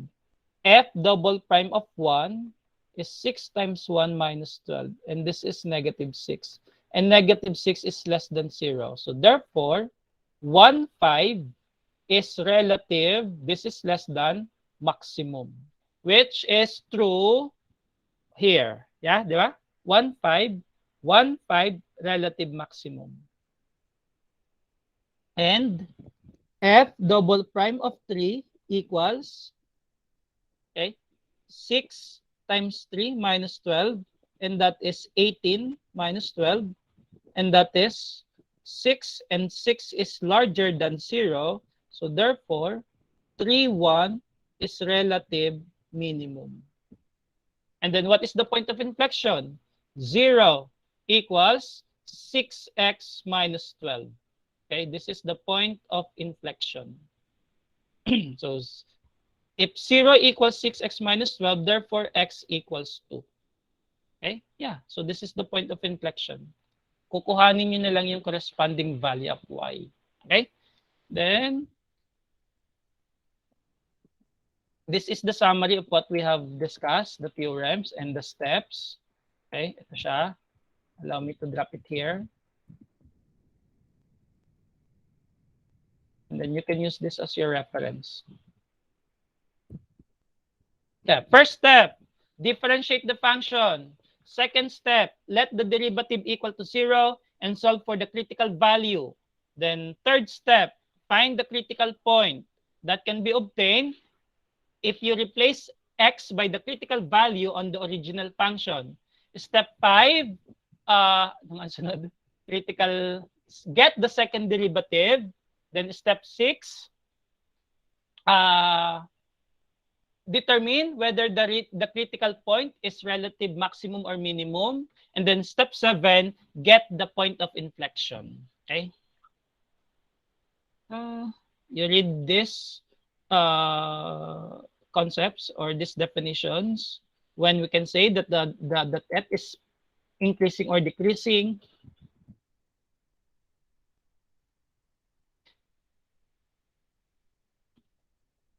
Okay, then let's have some problem.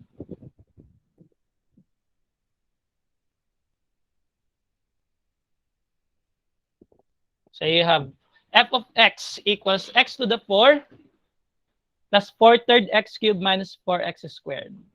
Then step 1, find f prime of x. So f prime of x equals 4x cubed plus 4x squared minus 8x. Step 2, find the critical value.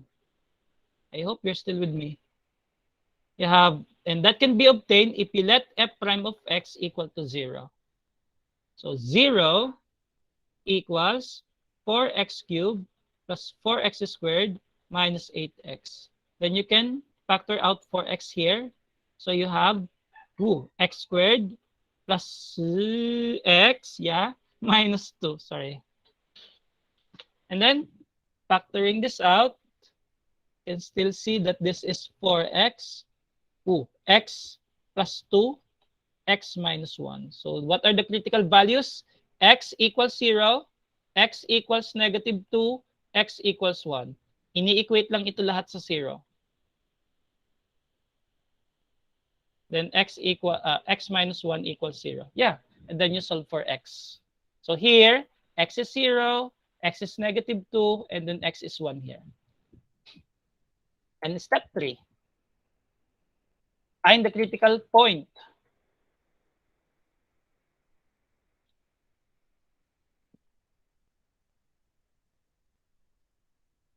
When x equals 0, then gamit itong given function, f of 0 equals 0 to the 4, that's x to the 4, plus 4/3 x cubed, plus 4/3 x cubed, minus 4x squared, minus 4x squared. So this is 0. So therefore, 0, 0 is a relative point, whether it is relative minimum or relative maximum. Okay? If x equals 1, so f of 1, 1 to the 4, plus 4/3, 1 cubed, yeah, minus 4, 1 square. And then you have, what is this? 1 plus 4/3 minus 4. So this is negative 3, negative 5/3, yeah. So we have another point, 1, negative 5/3. And it's a critical point. Next, last. If x equals negative 2.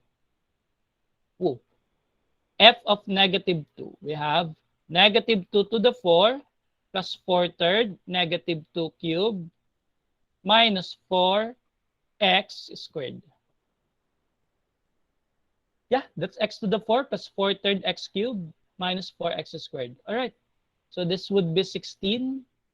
Then this is negative 32 over 3. Then this would be positive. Yeah, it's negative 16. So yun. We have f of negative 2 equals negative 32 over 3. And that is negative 2, negative 32 over 3. Okay? And then we're now ready to determine whether this point is relative minimum or relative maximum. Okay? There are 3 critical points. What are those? 0, 0, 1, negative 5 thirds, and negative 2, negative 32 over 3. So there are 3. So this might happen. Yeah. There could be 2 relative minimum and 1 relative maximum. So ganito yung itsura niyan. 2 relative minimum, minimum, maximum. Okay? And pwede ding 2 relative maximum, isang minimum. Ito, relative maximum, then this is minimum. Then let me see. If you're going to use the Descartes rule of sign, okay? Descartes rule of sign. Go back to the problem. X to the 4. This is positive. This is even. Pag nag-graph kayo ng polynomial function dati, kapag ito'y positive even, saan kayo nagsisimula? What's your idea? Tandaan niyo ba yon? Descartes rule of sign. So mag-start kayo sa taas. So yeah, this is the behavior of that curve. Meaning, dalawang relative mean, isang relative max. That is what we are expecting. Okay? Dalawang relative minimum at isang relative maximum. Okay? Because, okay, from the Descartes rule of sign. Pero kahit naman, no, sir, nalimutan na namin yon. And then you may not use it kasi we can still verify it naman by second derivative test. And we shall execute it. Step 5. Second derivative test. You still there? F double prime of x equals, I hope no one is sleeping. And then we differentiate this again. So that would be 12x squared plus 8x minus 8. 12x squared plus 8x minus 8. Am I right? Let me check it again. 12x squared plus 8x minus 8. All right. And then f double prime at 0. So 12, 0 squared plus 8 times 0 minus 8. So that's negative 8. And negative 8 is less than 0. So therefore, 0, 0 is relative maximum. Okay? Then sunod. F double prime at 1. Say 12, 1 square plus 8 times 1 minus 8. So this is 12. And 12 is larger than 0. So therefore, 1 negative 5 thirds is relative minimum. Okay? F double prime at 2. 12 times 2 squared plus 8 times 2 minus 8. So that would be, what is that? Yeah, 12x squared. So this is 4. 4 times 12 is 48. Yeah. 48 plus 16 minus 8. Tama ba? Yeah. 16 minus 8 is 8. This is 48. Then that's 56 na. And this 56 is larger than 0. So therefore, 2, ay, sorry, bobo ko, sorry. It's negative 2 pala. Sorry. It's negative 2. Like 12 times negative 2 squared plus 8 times negative 2 minus 8. So this would be, yeah, this is still 48 minus 16 minus 8. So that would be 24.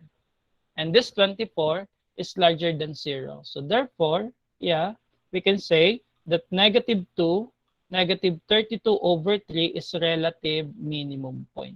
And we're done. At i-trace na natin yan. Okay? Come on.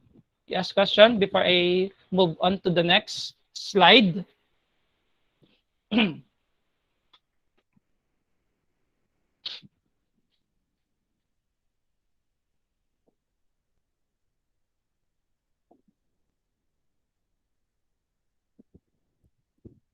Yay! Hey, you still there? Yes po. You sure, ha? Okay, and then I'll go on. I'll continue. Then trace na natin. We take note of the 3 points. 0, 0. Sorry. 0, 0. This is relative max. 1, negative 5/3. That's relative mean. And then negative 2, negative 32 over 3. That's another relative mean. Di ba? Tama tayo? Yung assumption natin by Descartes' rule of sign that there are 2 relative minimum and 1 relative maximum. Okay? So, because of that Descartes' rule of sign, di ba? X to the 4 siya.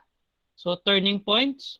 So, that would be 3. 4 minus 1. So, that would be 1, 2, 3. 1, 2, 3. Those are the turning points in algebra. In calculus, we call it relative points. Then, trace natin.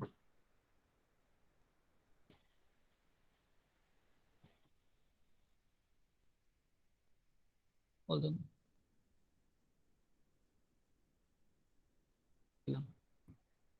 More. Hey. Oh, we have 0, 0. 0, 0 here. And then, 1, negative 5/3. So, mag-mark muna ako. 1, 2, 3. 1, 2. Then 1, 2, 3, 4, 5, 6, 7, 8, 9, 10. Okay. And waiting ulit. Sorry.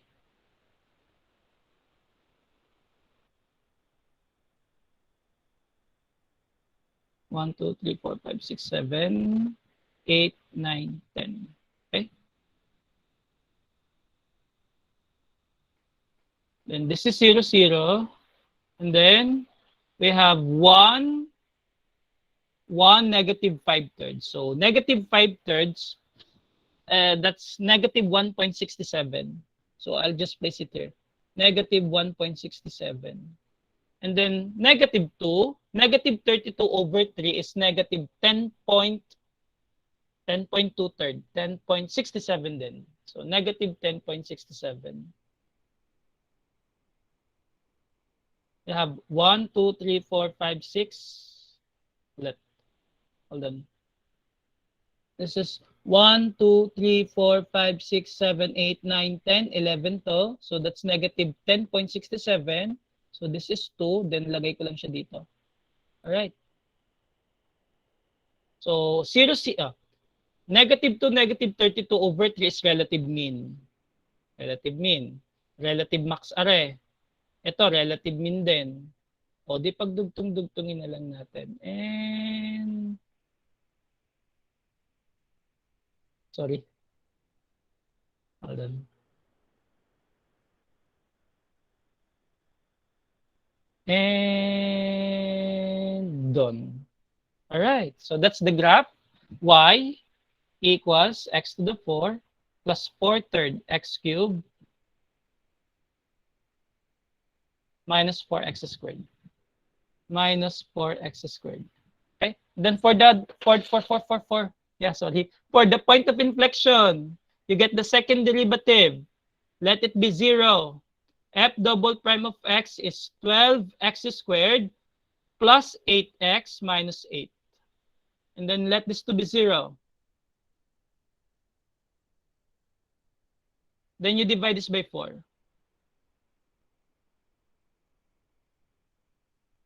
It's 2x minus 2. Okay? Kaya bang i-factor? Kung hindi, we use quadratic formula. I think there's no factor here. So by quadratic formula, so x equals negative b plus minus the square root of b squared minus 4ac all over 2a. Then x, negative 2 plus or minus 4 minus plus 24. Yeah, all over 6. So x equals negative 2 plus minus the square root of 28 all over 6. Or x equals negative 2 plus minus 2 square root of 7. That is the square root of 28. I hope you can easily get along here. 6. And x equals negative 2 divided by 1.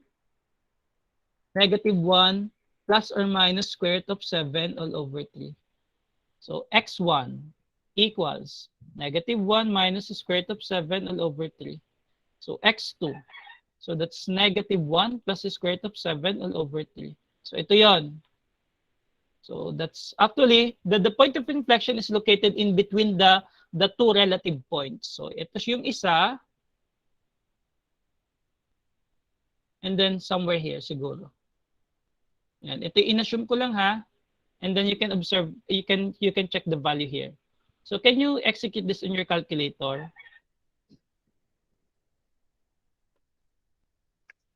What is negative 1 minus 7 minus the square root of 7 all over 3?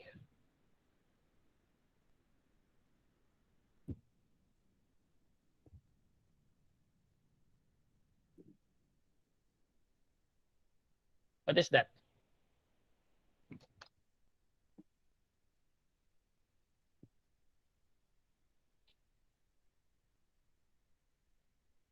Negative 1.21 po. Okay.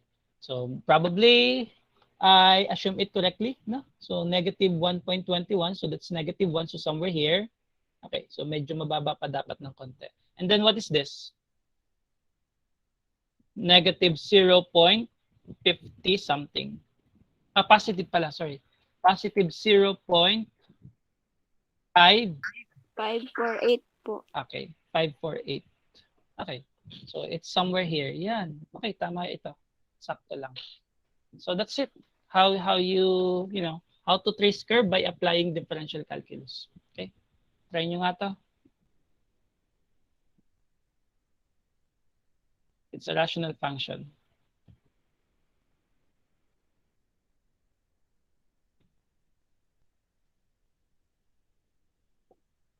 Be the last before I let you go. Okay? Have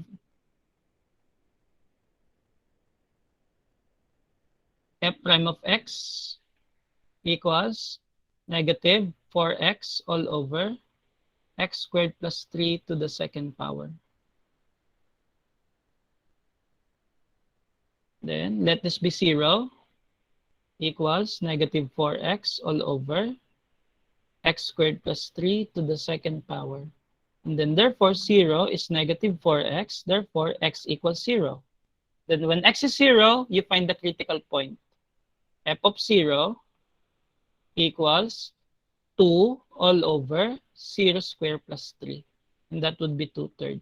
So therefore, isa lang yung ating critical point. 0, 2/3.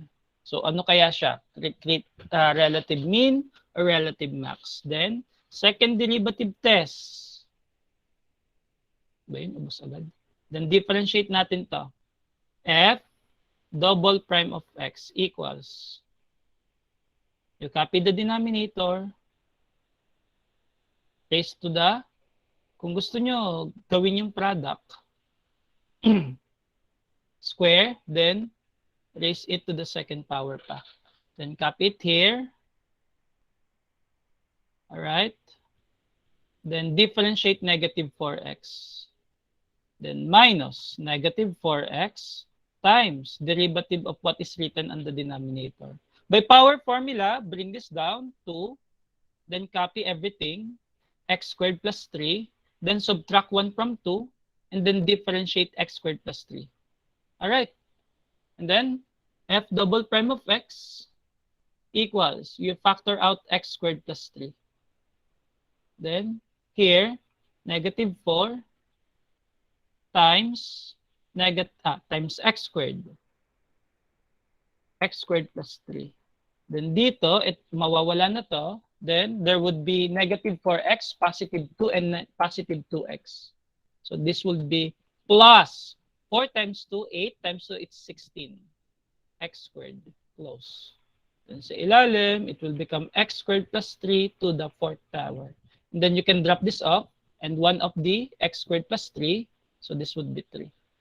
So f double prime of x equals negative 4 times x squared is negative 4x squared plus 16x squared is positive 12x squared. Negative 4 times positive 3 is negative 12.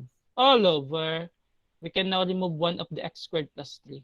Then to the 3rd power. All right. Then f double prime at 0. 12, 0 squared minus 12, 0 squared plus 3 to the 3rd power. Negative 12 over 3 cubed, that's 27. What is this? Greater than or less than 0? So therefore, the point 0, 0, then anong kapartner niya? 2/3? Yeah, 2/3. 0, 2/3 is a relative minimum. Relative maximum, sorry. Relative maximum. Yes? Hello? What's that? Ay, sir. Ano po? Sir, hindi po ba yun, 2/9 po? Hold on. Sorry. Which one? Yung dun po sa f of 0 po. F of 0? No, 2/3 lang. Because this is 0 square. Sir, ano po? X squared plus 3 Ay, yung ano. raised to, Ayan. ano po, raised to 2. X square. No. Dito siya sinubstitute. Kasi we're looking for the point. Okay po, sir. We're looking for the point. Okay? Okay. Step 1, differentiate. Ito. Step 2, find the critical value, which is x equals 0. Step 3, find the critical point. So, dun sa original tayo magsa-substitute. Not sa first derivative. Okay? Okay po. Sige po. Okay. Thank you po. If you want to know whether the function is increasing or decreasing, then gamitin mo yung first derivative. I-substitute mo lang siya. Yung itong 0, i-substitute mo dito, anong mangyayari? Positive or negative? 0 pa rin di ba? Kasi 0 to. So hindi siya it's a relative point kasi nga 0 yung f prime of x. Anyway.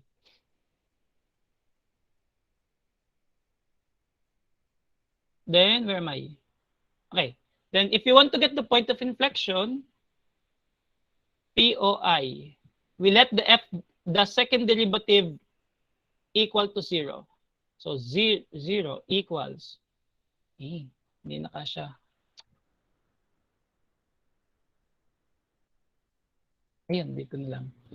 0 equals, ito, 12x squared minus 12 all over x squared plus 3 to the 3rd power. Then when you cross multiply, that will still be 0, 12x squared minus 12. And then 12x squared equals 12 and x squared equals 1. Therefore, x is plus minus 1. If x equals 1, if x is negative 1, o dito ulit yung isa substitute. Kasi kumukuha kayo ng point. Okay? So when x is 1, what is y? I think it's 1/4. Na? Diba? Y equals 2 over 1 square plus 3. Y equals 2 over negative 1 square plus 3. So pareha siyang 1/4. You have 1 1/4. Negative 1 1/4.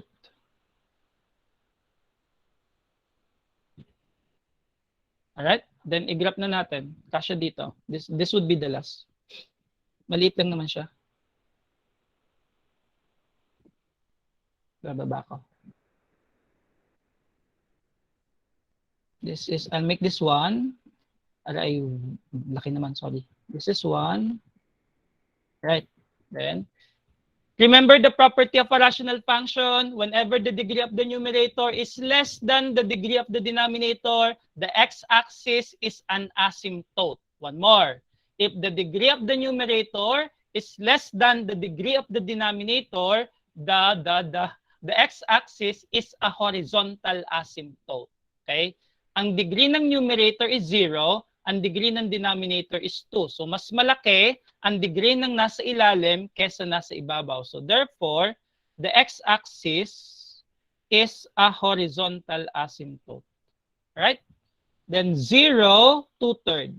So, 0, say, ipagpalagay na lang natin na andito. Hold on. 0, 2/3. So, 2/3 is approximately equal to what? 0.67, no? Ito, dito na lang. And then, 1, point of inflection. 1, 1/2. Negative 1, 1/2 pala to, sorry. Negative 1, 1/2, then 1, 1/2. Oh, ito yun. And then, trace na natin. Asymptotic siya here. And then you go up. Okay? Maximum, then you go down. All right. So this is the graph of f of x equals 2 over x squared plus 3. And that's the end. Right? Yeah.